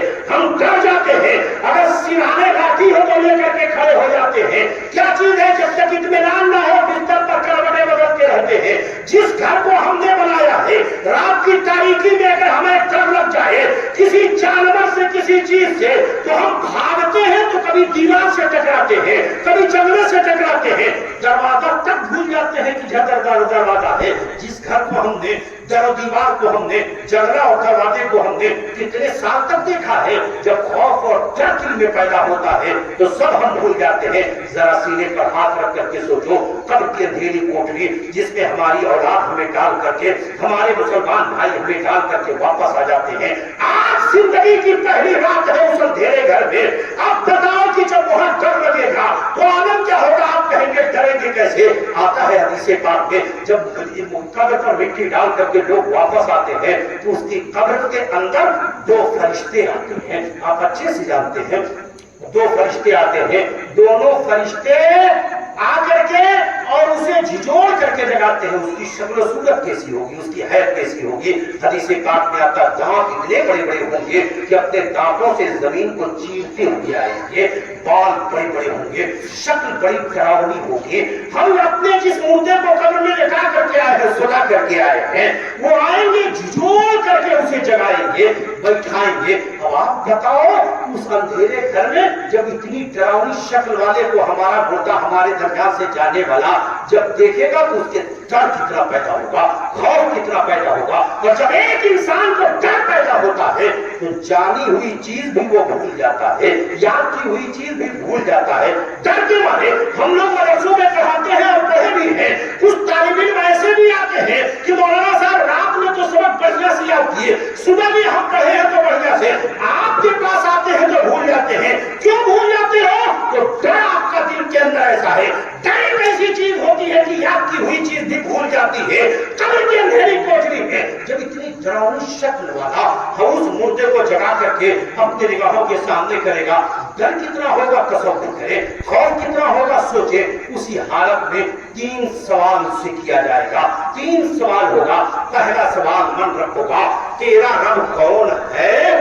जवाब देगा अगर मोमिन मुसलमान होगा, जवाब देगा रब अल्लाह, मेरा रब अल्लाह है। दूसरा सवाल होगा माँ दीन होगा, तेरा दीन क्या है? वो जवाब देगा दीन इस्लाम, मेरा दीन इस्लाम है। प्यारे अल्लाह को मान लिया, ऐलान कर दिया अल्लाह को मैं मानने वाला हूँ, लेकिन अब भी उसका रास्ता क्लियर नहीं हो रहा है। दीने इस्लाम को बता दिया मैं इस्लाम मजहब का मानने वाला हूँ। आपने कभी सोचा इन तीनों सवालों की नौयत क्यों ऐसी है? प्यारे दुनिया में बहुत सारे अध्ययन और धर्म के लोग पाए हैं, मजहब के पाए जाते हैं। पहला सवाल मन रब का, गोया कि तेरा रब कौन है? तो अब यहाँ से कुछ मजहब कट जाते हैं, कुछ मजहब कट जाते हैं, लेकिन रब को मानने वाले ईसाई भी हैं, रब को मानने वाले यहूदी भी हैं, रब को मानने वाले और दूसरे कुछ दीन और धर्म के हैं। अभी नहीं पता चला। तब दूसरा सवाल हुआ माँ दीन का, तेरा दीन क्या है? जब इस्लाम कह दिया ईसाई निकल गया, जब इस्लाम कह दिया यहूदी निकल गया, जब इस्लाम कह दिया नसरानी निकल गया, सारे दीन वाले निकल गए, सिर्फ इस्लाम वाले बचे। अब तो उसका रास्ता क्लियर हो जाना चाहिए, अब तो उसका रिजल्ट सामने आ जाना चाहिए, लेकिन अब भी नहीं हुआ। क्योंकि दीन इस्लाम के मानने वाले, अल्लाह के मानने वालों में भी बहुत सारे तबके हैं, बहुत सारी जमातें हैं। तीसरा सवाल ही रिजल्ट को आउट करने वाला है। तीसरा सवाल होता है माँ कुंता तकुल फी हक़्क़ि हाज़ा रजुल, माँ कुंता तकुल। 2 सवाल हुआ है, तेरा रब कौन है? दूसरा सवाल है तेरा दीन क्या है? लेकिन तीसरा सवाल ये नहीं हो रहा है तू इस मोहम्मद के बारे में क्या कहते हो, ये नहीं हो रहा है, बल्कि तीसरा सवाल करने वाला वो फरिश्ते सवाल करते हैं तू इस आदमी के बारे में क्या कहते थे? क्या कहते हो नहीं, क्या कहते थे, क्या कहते थे? गोया कि यहां देख करके तेरी सोच बदल सकती है, यहां देख करके तेरा नजरिया बदल सकता है। क्योंकि इंसान जब तक देखता नहीं तब तक उसकी सोच कुछ हो सकती है, लेकिन जब देखता है तो कहता है कि आपको तो जितना सोचा था, जितना सुना था उससे अच्छा पाया। देखने के बाद नजरिया बदल जाता है। मिस्र की तारीख पर जब निगाह डालेंगे تو حضرت یوسف علیہ السلام کو جب تک مصر کی عورتوں نے دیکھا نہیں تھا تب تک زلیخا کو تانا دیا تھا. زلیخا کو کہنا شروع کیا ملکہ ہو کر کے غلام تراشی ہو گئی, مہارانی ہو کر کے ایک بازار میں بھیجے ہوئے عام انسان تراشی ہو گئی. زلیخا نے جب دسترخوان لگا کر کے بیٹھایا تھا قرآن پاک میں سورہ یوسف کو آپ پڑھ کے تو آپ کو پتا چلے گا حضرت یوسف کے سامنے کپڑے کا پردہ لٹکا ہوا تھا اور جب یوسف کا چہرہ بے نقاب ہوتا ہے وہی مصر کی عورتیں جو غلام کہہ رہی تھی, نوکر کہہ رہی تھی, بازار میں بکنے والا انسان کہہ رہی تھی, جب ان عورتوں نے یوسف کا چہرہ دیکھا نظریہ بدل گیا, سوچ بدل گئی. اب تک کیا کہتی تھی وہ چھوڑو, اب دیکھ رہی ہے دیکھتی جا رہی ہے, دیکھ رہی ہے دیکھتی جا رہی ہے. قرآن اٹھائیے, قرآن کہتا ہے ان عورتوں نے کہا یہ بشر انسان نہیں ہے, یہ تو فرشتہ ہے, فرشتہ ہے. اب سوچ بدل گئی. اب تک تو بشر میں بھی نوکر مان رہی تھی, غلام مان رہی تھی, لیکن جب چہرہ دیکھا تو نظریہ بدل گیا. تو قبر کی اندھیری کوٹری میں بھی جب نبی کو دیکھیں گے حدیث پاک میں آتا ہے اس کی قبر سے لے کر کے مدینہ طیبہ تک ساری دیواروں کو, سارے پردے کو اللہ تعالیٰ ہٹا دے گا اور نبی پاک نگاہوں کے سامنے ہوگا. اور دوسری روایت میں آتا ہے کہ نبی پاک سراپا اس کی قبر کے اندر ہوں گے, اشارہ ہوگا فی حق حاضر رجل کہا جا رہا ہے. حاضر مانے یہ ہوتا ہے نزدیک کے لیے, وہ ہوتا ہے دور کے لیے. حدیث میں اس آدمی کے بارے میں کیا کہتے تھے, گویا کہ نزدیک نبی پاک صلی اللہ علیہ وسلم ہوں گے. اگر وہ نبی کا دیوانہ ہوگا, اگر وہ نبی کا عاشق ہوگا, اگر وہ نبی کا چاہنے والا ہوگا, نبی سے محبت کرنے والا ہوگا, دنیا میں نبی کی محبت میں جینے والا ہوگا, سوتا ہوگا نبی کی محبت میں, جاگتا ہوگا نبی کی محبت میں, عبادت کرتا ہوگا نبی کی محبت میں, اپنے زندگی کے شب و روز کو گزارتا ہوگا نبی کی محبت میں. گویا کہ میں ایک جملے میں یہ کہہ دوں وہ اتنی محبت کرنے والا ہوگا کہ اگر بستر پر سونے کے لیے جاتا ہوگا تو سارے لوگ اپنی فیکٹریوں کی ترقی اور کل کے کاروبار کے بارے میں سوچتے ہوں گے, اپنی اولاد کے بارے میں سوچتے ہوں گے. لیکن وہ دیوانہ ایسا دیوانہ ہوگا کہ جب سوتا ہوگا تو یہ کہتے ہوئے سوتا ہوگا کہ میں سو جاؤں یا مصطفیٰ کہتے کہتے, کھلے آنکھ صلی اللہ کہتے کہتے. جب ایسا دیوانہ ہوگا تو جب نبی کے بارے میں پوچھا جائے گا ان کے بارے میں کیا کہتے تھے, دنیا میں کیا کہتے تھے, اپنی طرح بشر کہتے تھے کہ رحمت للعالمین کہتے تھے, مجبور کہتے تھے کہ مالک و مختار کہتے تھے, کہتے کیا تھے, کیوں جھوم کر کے کہے گا علامہ سے اپنی کتاب میں کہتے ہیں گویا کہ وہ دیوانے مصطفیٰ, وہ غلام مصطفیٰ, وہ عاشق مصطفیٰ, گویا کہ مچل کر کے کہے گا فرشتے پوچھتے کیا ہو, جو سینہ چیر کر دیکھو میرے دل میں شبیہ احمد مختار رکھی ہے, ان کے بارے میں کیا پوچھتے ہو, میرا سینہ چیرو, میرے سینے میں نبی کا مدینہ رکھا ہوا ہے. تیرے جواب جائے گا جیسے ہی یہ ملے گا آواز آئے گی ہاتھ کے قیدی سے, میرے بندے نے سچ کہا, جنتی بستر اس کے لیے بچھا دو, جنتی لباس اس کو پہنا دو, اس کی اولاد اسے چھوٹی سی کوٹری میں ڈال کر کے چلی گئی ہے, تم اس کی قبر کو اتنا کشادہ کر دو, اتنا کشادہ کر دو جہاں تک اس کی نگاہ جائے, اس کی قبر کو اتنا کشادہ. یہ کس کے لیے ہوگا, جو تینوں سوالوں کا جواب دے دے گا. مگر یاد رکھیے گا کہ تیسرے کے سوال میں بخاری شریف میں صرف ایک ہی سوال کا ذکر ہے, مشکات شریف میں تینوں سوالوں کا ذکر ہے. تیسرے سوال ہی میں آپ کا رزلٹ آؤٹ ہونا ہے. آپ کہیں گے اپنے وقت کا شیخ الحدیث ہو جو زندگی بھر عربی پڑھا اور پڑھایا, عربی میں تقریر دیا, عرب میں زندگی گزارا, لیکن اگر نبی کو پہچانتا نہیں ہوگا, نبی کا عاشق نہیں ہوگا تو من ربکا کے جواب میں کہے گا ہاں ہاں لا ادری, ما دینکا کے جواب میں کہے گا ہاں ہاں لا ادری, ما کنتا تقول فی حق هذا الرجل کے جواب میں کہے گا ہاں ہاں لا ادری. افسوس افسوس میں کچھ نہیں جانتا. جو جانا اس کے لیے جنتی بستر بچھا, جو جانا اس کے لیے جنتی لباس پہنایا گیا, جو جانا اس کی قبر کو کشادہ کر دیا گیا, اور جس نے کہا ہاں ہاں لا ادری, افسوس افسوس میں کچھ نہیں جانتا, اس کے لیے بھی بستر بچھے گا, اس کے لیے آگ کا بستر بچھے گا, اسے بھی لباس پہنایا جائے گا, آگ کا لباس پہنایا جائے گا.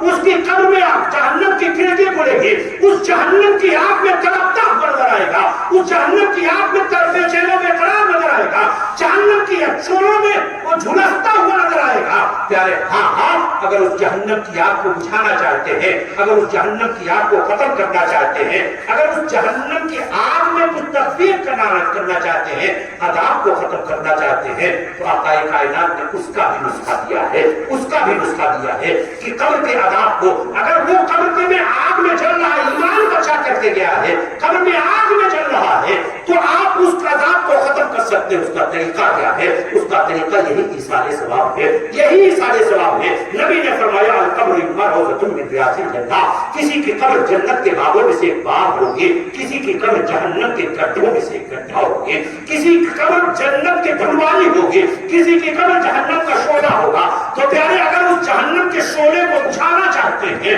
تو آپ کو قرآن کی تلاوت کر کے دعا کرنا ہوگا، آپ کو نماز پڑھ کر کے دعا کرنا ہوگا، آپ کو صدقہ کر کے دعا کرنا ہوگا، آپ کو خیرات کر کے دعا کرنا ہوگا، آپ کو بھوکے کو کھانا کھلا کر کے دعا کرنا ہوگا. پیارے یہ دعائیں جب جاتی ہیں تو مردے کے عذاب میں تخفیف، اور کبھی کبھی اللہ قبول فرما لے تو عذاب بھی اٹھ جاتا ہے. آپ جانتے ہیں تفسیر روح البیان شریف میں ایک روایت نقل کی ہے، قرآن پاک کی بڑی معتبر تفسیر ہے. اس کے اندر موجود ہے کہ حضرت عیسیٰ علیہ السلام کا ایک قبرستان سے گزر ہو رہا تھا.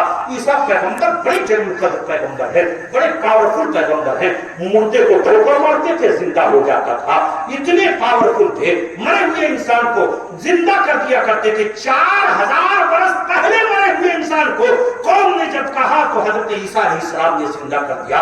وہ ایک قبرستان سے گزر رہے تھے. ہم اور آپ بھی گزرتے ہیں. ہمارے اسلام کہتا ہے، نبی فرماتے ہیں جب تم کسی قبرستان سے گزرو تو مردوں کو سلام کر لیا کرو، مردوں کو سلام کرو. جب وہ حضرت عیسیٰ علیہ السلام گزر رہے تھے، گزرے تو دیکھا ایک قبر کے اوپر نگاہ پڑی تو دیکھا قبر کے اندر جو مردہ ہے وہ آگ میں جل رہا ہے.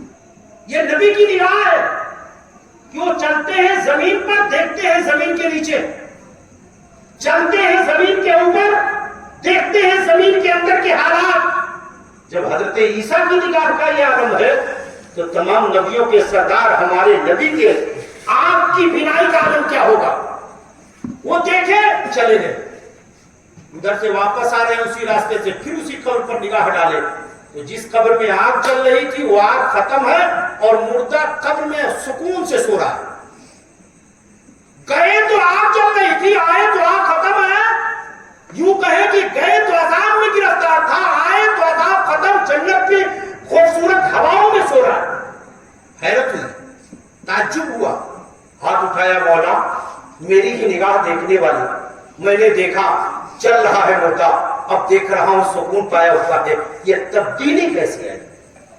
تبدیلی کیسے آئی؟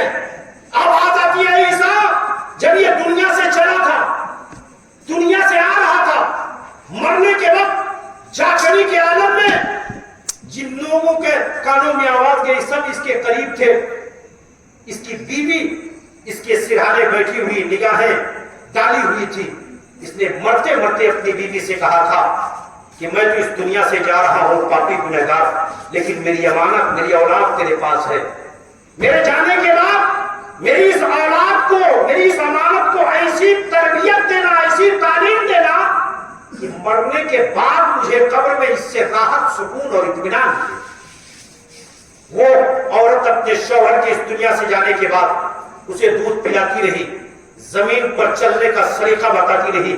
جب وہ بولنا شروع کیا اپنے شوہر کی اس خواہش کو پورا کرنے کے لیے ایک عالم دین کے پاس، ایک دین کے جانکار کے پاس پہنچتی ہے، ایک راہب کے پاس پہنچتی ہے اور کہتی ہے میرے شوہر نے یہ کہا تھا، آپ اسے ایسی تعلیم دیجئے کہ میرے شوہر کو قبر میں سکون ملے.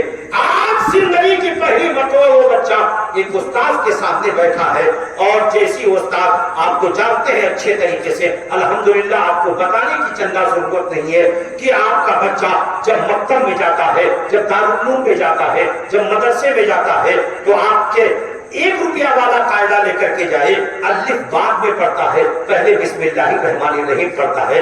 چاہے کتنا ہو چھوٹا بچہ ہو، پہلے وہ پڑھتا ہے. یہ جیسا انداز میں وہ بچہ اس کی زبان سے، اپنے استاد کی زبان سے نکلی ہوئی بولی کو ادا کرے. اور آپ کتنا ہو بڑے کالج اور یونیورسٹی میں اپنے بیٹے کو، کتنا ہو بڑی انگلش میڈیم میں کتنی موٹی موٹی اور کتنا ہو قیمتی اور کتنا ہو زیادہ پیسے والے اس نرسری میں آپ بھیج کر کے اپنے بچے کو دیکھ لیں, کبھی بھی ایسا آپ کو نہیں ملے گا آپ کا بچہ جائے وہاں کا ٹیچر بسم اللہ الرحمن الرحیم سے اس کی کتاب کی شروعات کرے. آواز آتی ہے آج جب پہلے دن وہ بچہ استاذ کے سامنے بیٹھا, اس کی ماں نے کہا میرے شوہر نے یہ کہا تھا اسی تعلیم دیجیے, آج پہلی مرتبہ اس استاذ نے کہا تھا پڑھو بیٹا بسم اللہ الرحمن الرحیم. اس بچے نے اپنی دوسری زبان پہ, اپنی ٹوٹی پھوٹی زبان پہ اپنے انداز میں جیسے چاہا بسم اللہ الرحمن الرحیم پڑھا. جیسے ہی اس نے زمین کے اوپر میرا نام لیا, جیسے اس نے زمین کے اوپر مجھے رحمان الرحیم کہا, میری رحمت کو یہ گوارا نہ ہوا کہ جس کا بیٹا زمین کے اوپر مجھے رحمان الرحیم کہے, جس کا بیٹا زمین کے اوپر میرا نام لے, جس کا بیٹا زمین کے اوپر بسم اللہ الرحمن الرحیم پڑھے, اس کے باپ کو میں قبر میں عذاب دوں, یہ میری رحمت کو گوارا نہیں. بیٹے نے بسم اللہ پڑھا, میں نے باپ کے گناہوں کو معاف کر دیا اور جو عذاب ہو رہا تھا اس عذاب کو اٹھا. یہی تو وجہ ہے کہ اگر آگ جل رہی ہو تو اسے ختم کیا جا سکتا ہے, اور اگر دروازے پر آئے ہوئے موت کے فرشتے کو آپ واپس کرنا چاہتے ہیں, اس کا بھی نسخہ ہمارے اسلام نے دیا. آخری بات بتاؤ اور پھر میں اپنی بات کو سمجھوں. اگر چاہتے ہیں کہ آپ کی عمر بڑھ جائے تو اس کا بھی نسخہ ملا ہے, اس کا بھی وظیفہ ہے.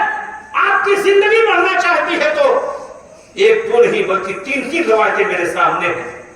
آقا کائنات کی زندگی کی ایک روایت ہے. رسول پاک صلی اللہ علیہ وسلم کے دربار میں ایک نوجوان بڑا خوبصورت آیا مدینہ طیبہ. نبی دیکھے, چہرہ ایسا تھا, نوجوان ایسا تھا, جذبہ ایسا تھا, دیوانگی ایسی تھی کہ نبی پاک صلی اللہ علیہ وسلم دیکھے تو دیکھتے رہے, دیکھ ہی رہے تھے, دل ہی دل میں خوش ہو رہے تھے کہ حضرت جبریل آسمان سے آ جاتے ہیں. آئے, کہے یا رسول اللہ صلی اللہ علیہ وسلم, جس نوجوان کو دیکھ کر کے آپ خوش ہو رہے ہیں, کل یہ نوجوان دوپہر میں انتقال کر جائے گا, کل دوپہر میں مر جائے گا. نبی پاک صلی اللہ علیہ وسلم سنے, حضرت جبریل کہے چلے گئے. آقا کائنات نے کہا جبریل کہے تو کل دوپہر میں جائے گا. نوجوان کو قریب بلایا, یہ نہیں کہا کہ تم کل دوپہر میں دنیا کو چھوڑ کے چلے جاؤ, قریب بلایا, بلا کر کے کہا کہ تیری کوئی خواہش ہو جو اب تک پوری نہیں ہوئی ہے, کوئی تمنا ہے تیری؟ کہا یا رسول اللہ خواہش تو ہے, 3 خواہش تھی, ایک خواہش پوری ہوئی, 2 اب تک نہیں پوری ہوئی, وہی خواہش ہے. کہا کیا خواہش ہے؟ کہ 2 خواہش جو پوری نہیں ہوئی, وہ ایک یہ ہے کہ میں میٹھا کھانا چاہتا ہوں, آج تک میٹھا کھانا مجھے نہیں ملا. کہ دوسری کہا میری خواہش تھی کہ شادی ہو جائے لیکن میرے پاس رہنے کے لیے ایک جھوپڑا تک نہیں ہے, کھانے کے لیے کھجور کا ایک دانہ نہیں ہے, کوئی مجھے اپنی بیٹی کیوں دے گا؟ یہی تو خواہش. میرے نبی پاک صلی اللہ علیہ وسلم نے اس نوجوان سے کہا کوئی لڑکی تمہیں پسند ہے؟ ہاں یا رسول اللہ میرے چچا کی بیٹی ہے, وہ مجھے پسند ہے, بڑی دیندار ہے, اللہ کا ڈر اس کے دل میں بہت ہے,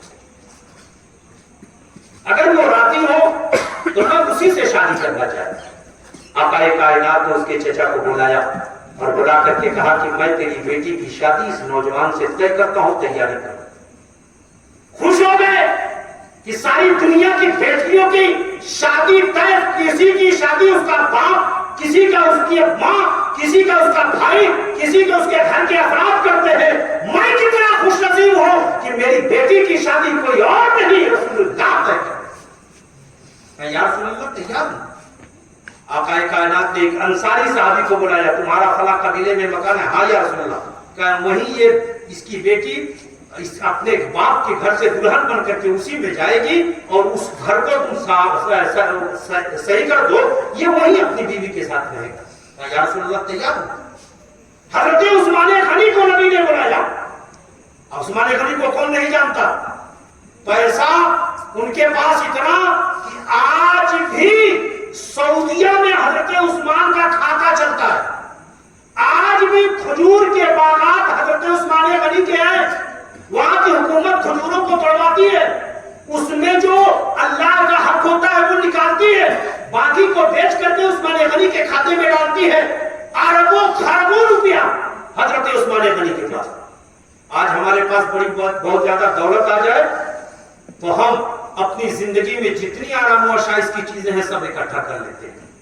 खाने में कहीं कमी ना हो, सोने में कहीं कमी ना हो, सफर करने में कहीं कमी ना हो, जितनी आराम और आसाइश की चीजें हैं सब। लेकिन मैं कहता हूं प्यारे, दौलत मांगो रब से तो हजरत उस्मान गनी बड़ी दौलत। हजरत उस्मान गनी के पास दौलत इतनी थी, मगर वो खर्चा कैसे करते थे ये देखें, खर्चा कैसे करते थे। दौलतमंद थे, गनी थे। आकाए कायनात की बारगाह में जब एक अंसारी सहाबी आए, कहते या रसूल अल्लाह मेरी बेटी की शादी है, कुछ पैसा नहीं है, इंतजाम करते। पैसा है नहीं। आकाए कायनात ने फरमाया उस्मान गनी को पहचानते हो? कहते या रसूल अल्लाह उस्मान को कौन नहीं पहचानेगा, पूरे अरब में उनका नाम है। कह जाओ मेरे उस्मान से कह देना कि नबी ने भेजा है, मेरी बेटी की शादी है, इंतजाम कीजिए। बड़ा खुश हुए कि वहां से कभी क्या होगा। गए, हजरत उस्मान गनी की चौखट पर भी पहुंचे थे, तब तक अंदर से उस्मान गनी की आवाज सुनाई देती है। हजरत उस्मान गनी अपने गुलाम को डांट रहे हैं, आज तूने दिए की बत्ती इतनी बड़ी क्यों कर दी है? कम किया होता तब भी काम चलता, तेल तो कम खर्चा होगा, इतनी ज्यादा क्यों कर दिया? जब ये सुने तो कहें या अल्लाह, ये तेल का हिसाब रख रहे हैं तो मेरी बेटी की शादी में क्या देंगे? कुछ कहे नहीं, वापस हो गए। दूसरे दिन फिर नबी की बात आती, आका ने कहा मेरे उस्मान के पास जाओ, मेरा पैगाम दो। दूसरे दिन गए, दूसरे दिन हजरत उस्मान घर के अंदर उसी गुलाम को या दूसरे गुलाम को जो खाना बनाने वाला था उसे डांट रहे थे, आज तूने नमक कुछ इतना क्यों कर दिया? अगर कुछ कम किया होता तब भी खा लेते, बचता तो दूसरे टाइम काम करता। और परेशान हुए कि नमक का हिसाब रखने वाला क्या देगा। वापस तीसरे दिन फिर नबी की बारगाह, क्यों नहीं उस्मान के गए था या रसूल अल्लाह, ऐसा ऐसा मरहला है, वापस आ गया। मेरे नबी ने फरमाया मेरा उस्मान क्या करता है, क्या कहता है, वक्त मेरा पैगाम सुना। गए, हजरत उस्मान गनी आ रहे थे, कुछ देखा नहीं, सलाम किया, सलाम के बाद कुछ नहीं सोचा, कहा मुझे नबी ने आपके पास भेजा है।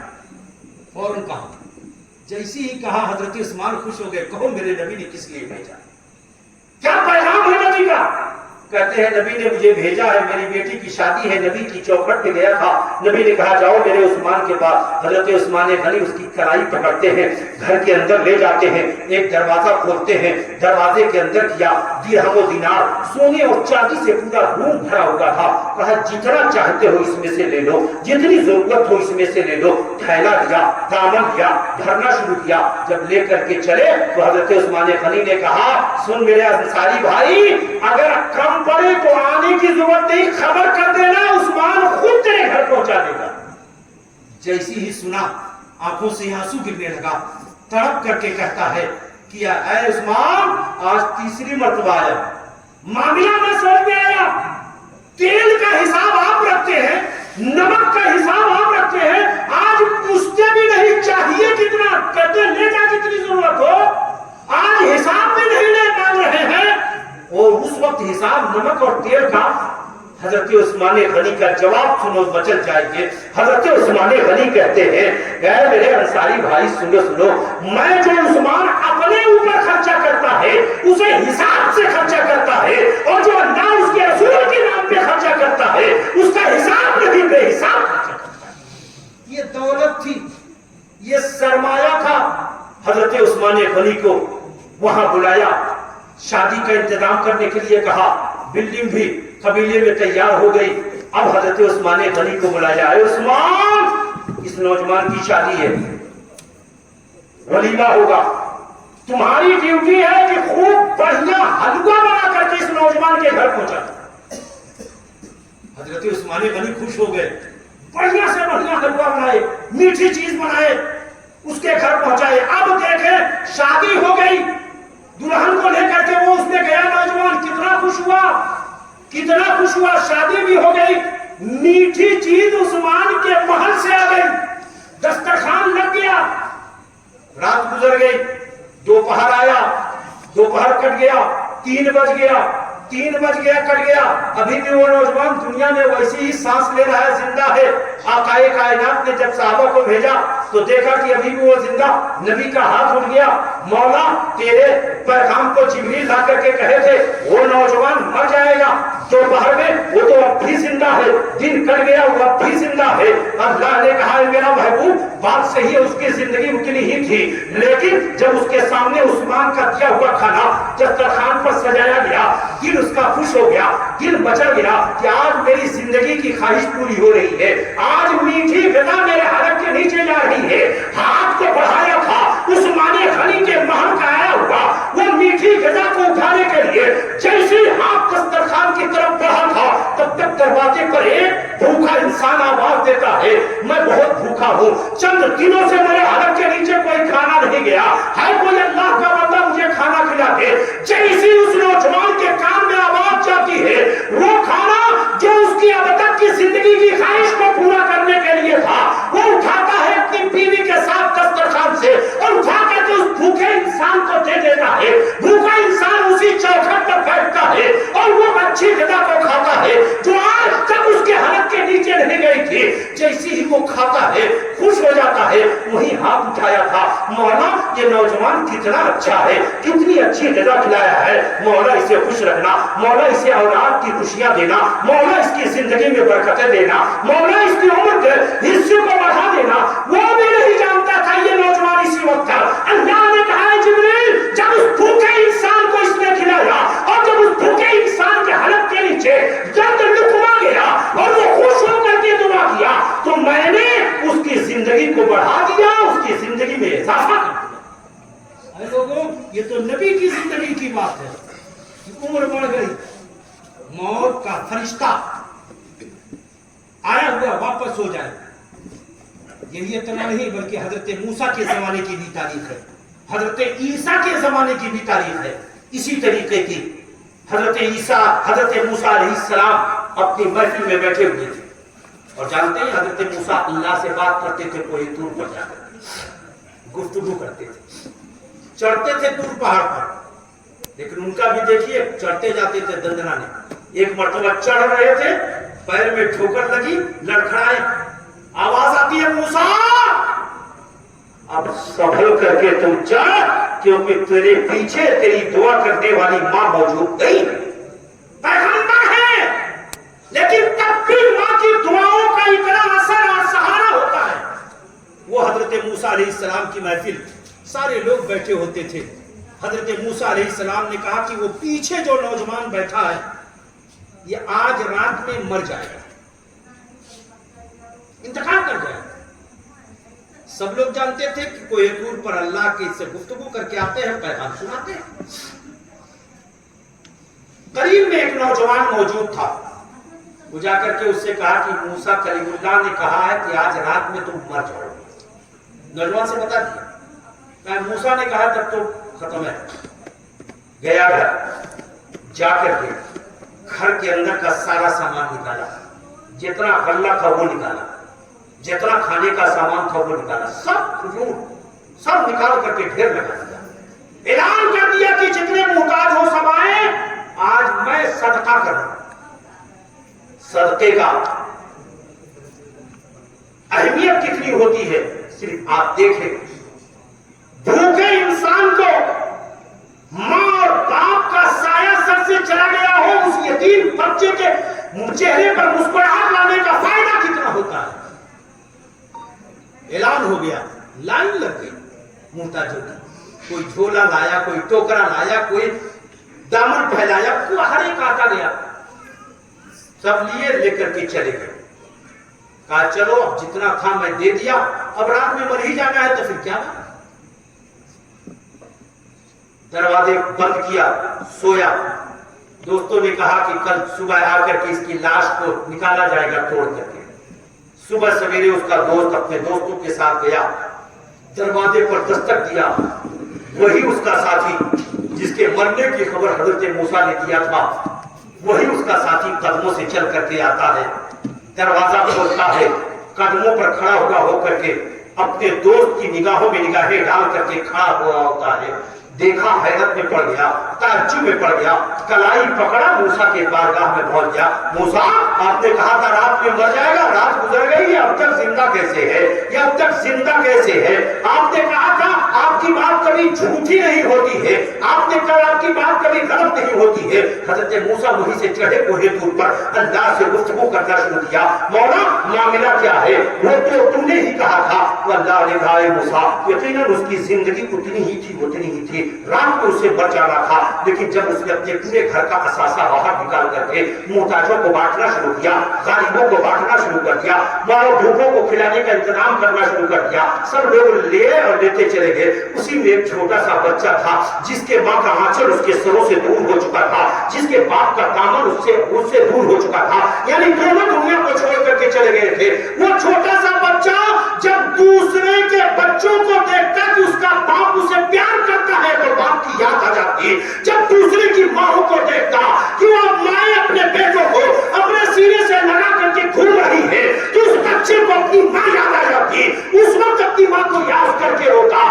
آج جب اس کے ہاتھوں میں کھانے کا چند لقمہ اس کی چوکھٹ سے ملتا ہے, سر کے اوپر رکھتا ہے اور رکھ کر کے چلتا ہے اور کہتا ہے, مولا میرا خدا, میرا تو اس دنیا میں کوئی سہارا نہیں, میرا تو کوئی پوچھنے والا نہیں, یہ کتنا نیک انسان ہے, یہ کتنا اچھا آدمی ہے کہ ہم جیسے جس کا کوئی سہارا نہیں اس کا سہارا بنا ہے.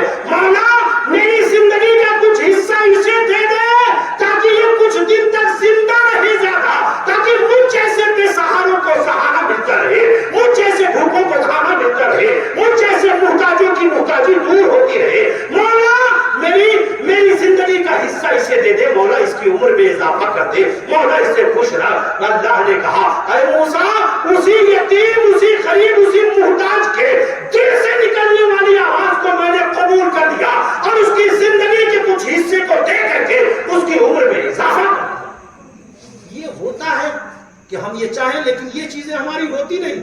ہم دیتے ہیں صدقہ لیکن چہرے کی رنگت کیا ہوتی ہے, بولی کیا ہوتی ہے, یہ نہ میں بتاؤں گا نہ آپ سننے کے لیے تیار رہیں گے. ہوتا یہی ہے, مرنا ہے پیارے سب کسی کو, جانا ہے سب کسی کو, مرنے سے پہلے اس قبر کے اندھیری کوٹری کی تیاری کر لیں.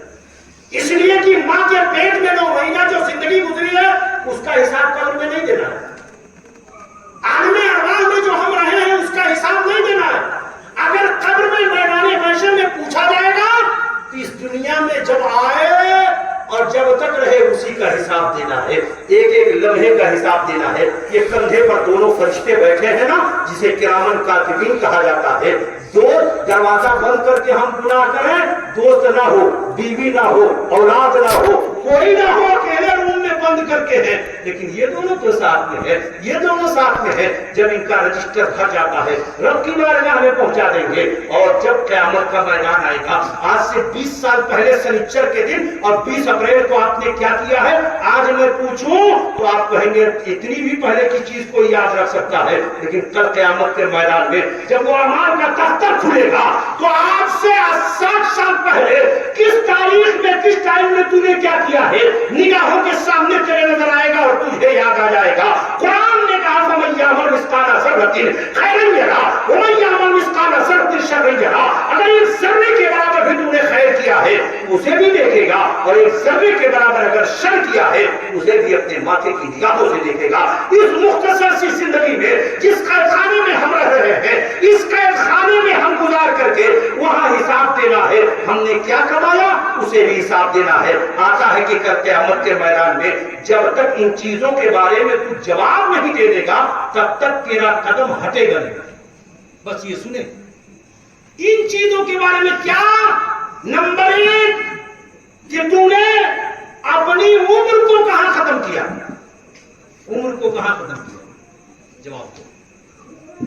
دوسرا, تو نے اپنی جوانی کو کہاں ختم کیا, جبکہ عمر میں جوانی بھی موجود ہے.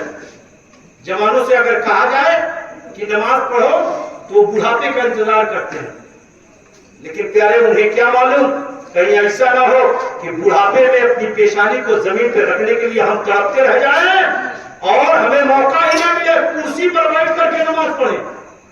چاہ رہے ہیں سجدہ کرنا لیکن ایسا نہیں. جوانی پہلا کی عمر تو نے کہاں گوائی, وہ جمع کرو. جوانی تو نے کہاں ختم کی؟ اس کا حساب دو. مال کہاں سے کمایا، کیسے کمایا، وہ حساب دو. کہاں خرچہ کیا، وہ حساب دو. اور کیا عمل کیا، وہ حساب دو. یہ 5 چیزیں ہیں. جب تک ان 5 چیزوں کا تو قیامت کے میدان میں جواب نہیں دے دے گا تب تک تیرا قدم وہاں سے اٹھے گا نہیں. آپ ذرا سوچو کہ ہم تو یہاں آئے بائیں کر کر کے نکل جائیں گے، لیکن کیا ہوگا اس قیامت کے میدان میں جب ہمارے منہ پر تالا بند ہو جائے گا؟ زبان سے ہم کچھ نہیں بولیں گے، ہمارا ہاتھ بولے گا. کیا کیا گناہ کیے اس ہاتھ سے؟ یہ ہاتھ کہے گا. پیر بولے گا، ران بولے گی، جسم کے ہر ایک حصہ بولنا شروع کرے گا کیا کیا گناہ کیے. تب بتاؤ کیا ہوگا؟ جس زمین کے حصے پر ہم نے گناہ کیا وہ زمین گواہی دے گی، آسمان کا شامیانہ گواہی دے گا، دونوں فرشتے کندھے پر بیٹھے ہوئے گواہی دیں گے. قرآن کہتا ہے کہ اللہ کے محبوب اپنے امتیوں کے عمل کی گواہی دیں گے. ہمارے عمل کی گواہی دیں گے، ہم نے کیا کیا کیا، ہر ایک چیز کے گواہ ہے. اس لیے پیارے اس مختصر سی زندگی کو ایسے مت جانے دے. اگر زندگی کا کچھ موقع ملے تو کچھ نیک عمل کر لے، کچھ اچھا عمل کر لے. یقیناً ایثار ثواب سے معاف ہوتا ہے. ابھی مولانا صاحب نے بیان کیا کہ سب گناہ معاف ہو جائے گا لیکن حقوق العباد نہیں معاف ہوگا. حقوق العباد نہیں معاف ہوگا. حقوق العباد کیا ہے؟ کہ اگر آپ نے امانت میں خیانت کی. حقوق العباد کیا ہے؟ آپ نے کسی کی حق تلفی، کسی انسان کی حق تلفی کی. یہ حقوق العباد میں آتا ہے. اللہ بھی کہتا ہے اس وقت تک نہیں معاف کروں گا جب تک کہ بندہ نہ معاف کرے. اور ایسا انسان جو حقوق العباد میں گرفتار ہوگا پیارے، وہ کل میدان محشر میں اس وقت تک جنت میں نہیں جائے گا جب تک کہ اسے حقوق العباد سے اپنے آپ کو چھٹکارا نہ کرے. ایک مفلس کی روایت آپ نے سنا کہ مفلس کون ہے؟ جس کے پاس پیسہ نہ ہو، دولت نہ ہو، وہ مفلس نہیں، بلکہ جس کے پاس نیکیاں ہو لیکن حقوق العباد میں گرفتار ہو. وہ سب سے بڑا کل میدان محشر میں مفلس ہوگا. وہ سب سے بڑا مفلس ہوگا کل میدان محشر میں. 1 انچ زمین ہم نے اپنے پڑوسی کی لے لی ہے. 1 انچ زمین، 1 دھور زمین لے لی ہے. اگر لے لی ہے تو اللہ کہے گا، وہ پڑوسی کھڑا ہو جائے گا میدان محشر میں، مولا میں کمزور تھا، یہ دولت والا تھا، اپنی دولت اور طاقت کے روم میں ہم کو تو دبا دیا لیکن میں خاموش رہا. آج کے دن کے لیے مولا حساب دے دے، حساب دے دے. اللہ کہے گا اس کی زمین واپس کر دے، چلا جا جنت میں. نیکیاں تیرے پاس بہت ہے، حج بھی تو نے کیا، عمرہ بھی کیا، روزہ بھی رکھا ہے، نماز بھی پڑھا، سب کچھ کیا ہے. اس کی 1 دھور زمین کی واپس کر دے. اس کا اتنا روپیہ لیا تھا واپس کر دے. کہے گا مولا جتنی تجوری تھی وہ تو دنیا میں رکھ گئی، جتنی زمین و جائیداد تھی دنیا میں رکھ گئی، کہاں سے میں لے کر کے آیا؟ کہا اس کو راضی کر لے. وہ کہے گا میرے بھائی میں نے زندگی میں جتنی نماز پڑھی ہے سب تو لے لے، اب تو معاف کر دے. ذرا سوچے، بڑی مشکل سے جمعہ کے دن 2 رکعت پڑھنے کے لیے مسجد میں پہنچا تھا، 4 سجدہ صرف کیا تھا، مہینے میں 4 جمعہ پڑھا تو صرف 8 رکعت پڑھا بڑی مشکل سے. اور وہاں کہتا جتنی نماز پڑھا ہو سب لے لے لیکن وہ 1 دھور زمین جو لیا تھا معاف کر دے. وہ کہے گا مولا دنیا میں جتنا میں نے صبر کیا بھی اس کے برابر نہیں ہوگا. وہ کہے گا میں نے زندگی میں جتنا روزہ رکھا ہے وہ سب لے لے، اب تو معاف کر دے. اب بھی نہیں راضی ہوگا. حج کیا وہ لے لے، اب بھی نہیں راضی ہوگا. یہاں تک کہ 1 کر کے ساری نیکیاں دے دے گا. کہے گا اب تو معاف کر دے. وہ کہے گا مولا ابھی میرے صبر کے برابر نہ ہوگا. اللہ کہے گا اب تو اس کے پاس 1 تسبیح بھی نہیں بچی، 1 سجدہ بھی نہیں بچا. فرشتہ کہے گا تو رب فرمائے گا اس کا گناہ اٹھا کر کے اس کے سر پہ ڈال دے، اور وہ اپنا گناہ لے کر کے اور اس کا گناہ لے کر کے جہنم میں اسے ڈال دو. اور اس انسان کو جو دنیا میں صبر کیا ہے اپنی کمزوری کی وجہ سے یا اپنی تھوڑی سی نیکی اور اس کی زندگی بھر کی نیکی لے کر کے یہ جنت کی بہاروں میں جائے، اور یہ اس وقت تک جہنم میں رہے گا جب تک گناہوں کی سزا پوری نہ کر لے. اور پھر جب گناہوں کی سزا پوری ہوگی، اگر 1 مسقال کے برابر بھی ایمان بچا کر کے گیا ہوگا تو پھر جہنم سے نکال کر کے جنت کی بہاروں میں ہو جائے. پیاری یہ حقوق العباد کی بات ہے. یہی وجہ ہے جنازے کے وقت میں اعلان ہوتا ہے لیکن آپ جانتے ہیں کہ جنازے میں ہر ایک نہیں پہنچتے.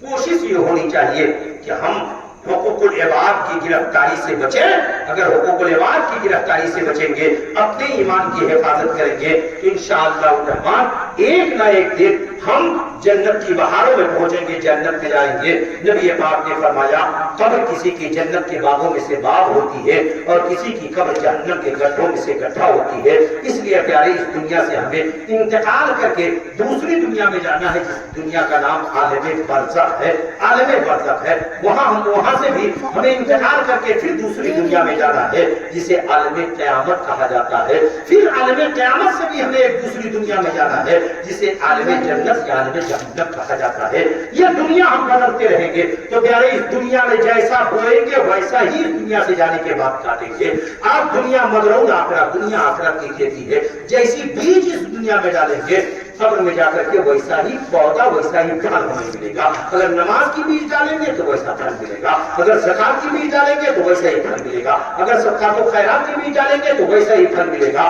اور اگر پاپوں اور گناہوں کی بیج ڈالیں گے اس کا پھل اسی طریقے سے ملے گا.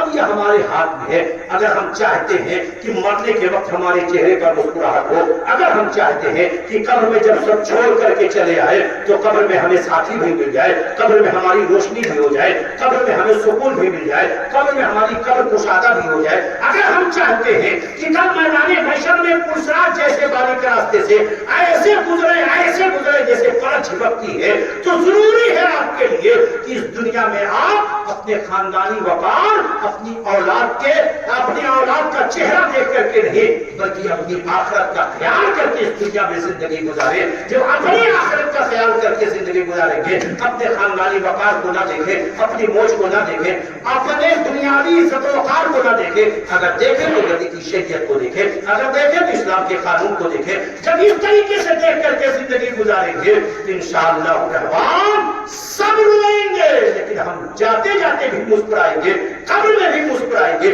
اور کل میدان محشر میں بھی انشاءاللہ مسکراتے بھی نظر آئیں گے. اس لیے پیارے ہمیں اس دنیا میں ہوتا یہی ہے کہ ہم روتے ہوئے تو لے جاتے ہیں جنازے کو, لیکن پھر وہی ہماری حالت ہو جاتی ہے. جبکہ ہمیں ہونا چاہیے کہ جب قبر پر مٹی ڈالے نا اپنے آپ کو سوچے کہ اس کے بعد اب میری لاش آئے گی.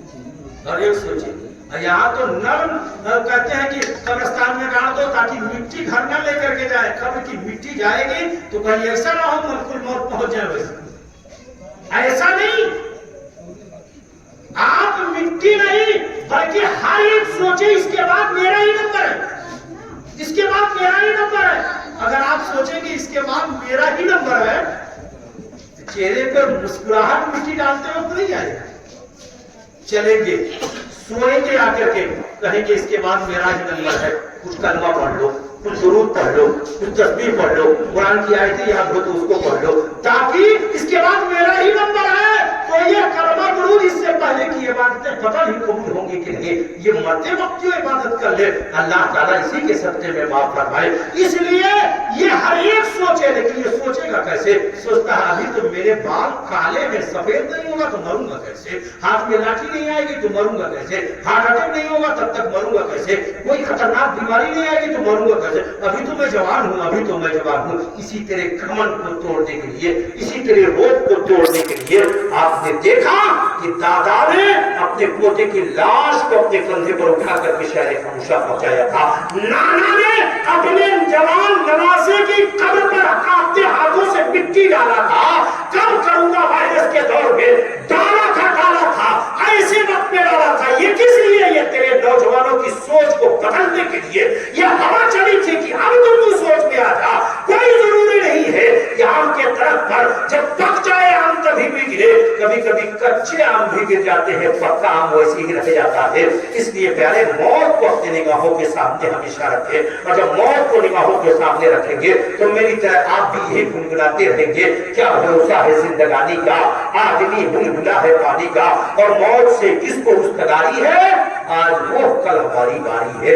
اللہ تعالیٰ ہمیں اور آپ کو اس دنیا میں رہتے ہوئے قبر اور میدان معیشت کی تیاری کرنے کی توفیق عطا فرمائے. میں نے جو تھوڑا سا بیان دیا اس کا جو بھی ثواب اللہ تعالیٰ نے عطا کیا ہے میں یہ سب علی جناب عبد الکریم خان اور ان کے والدین اور اپنے چچا عبد المناف خان کی روح کو پہنچاتا ہوں اور تمام مومنین کو پہنچاتا ہوں. اللہ تعالیٰ نے اگر ایک جملے کو قبول فرمایا ہے تو ان سب کے گناہوں کو معاف فرمائے. وآخر دعوانا ان الحمد للہ رب العالمین. استغفر اللہ ربی من کل ذنب واتوب الیہ. اب حضرت علامہ مولانا آپ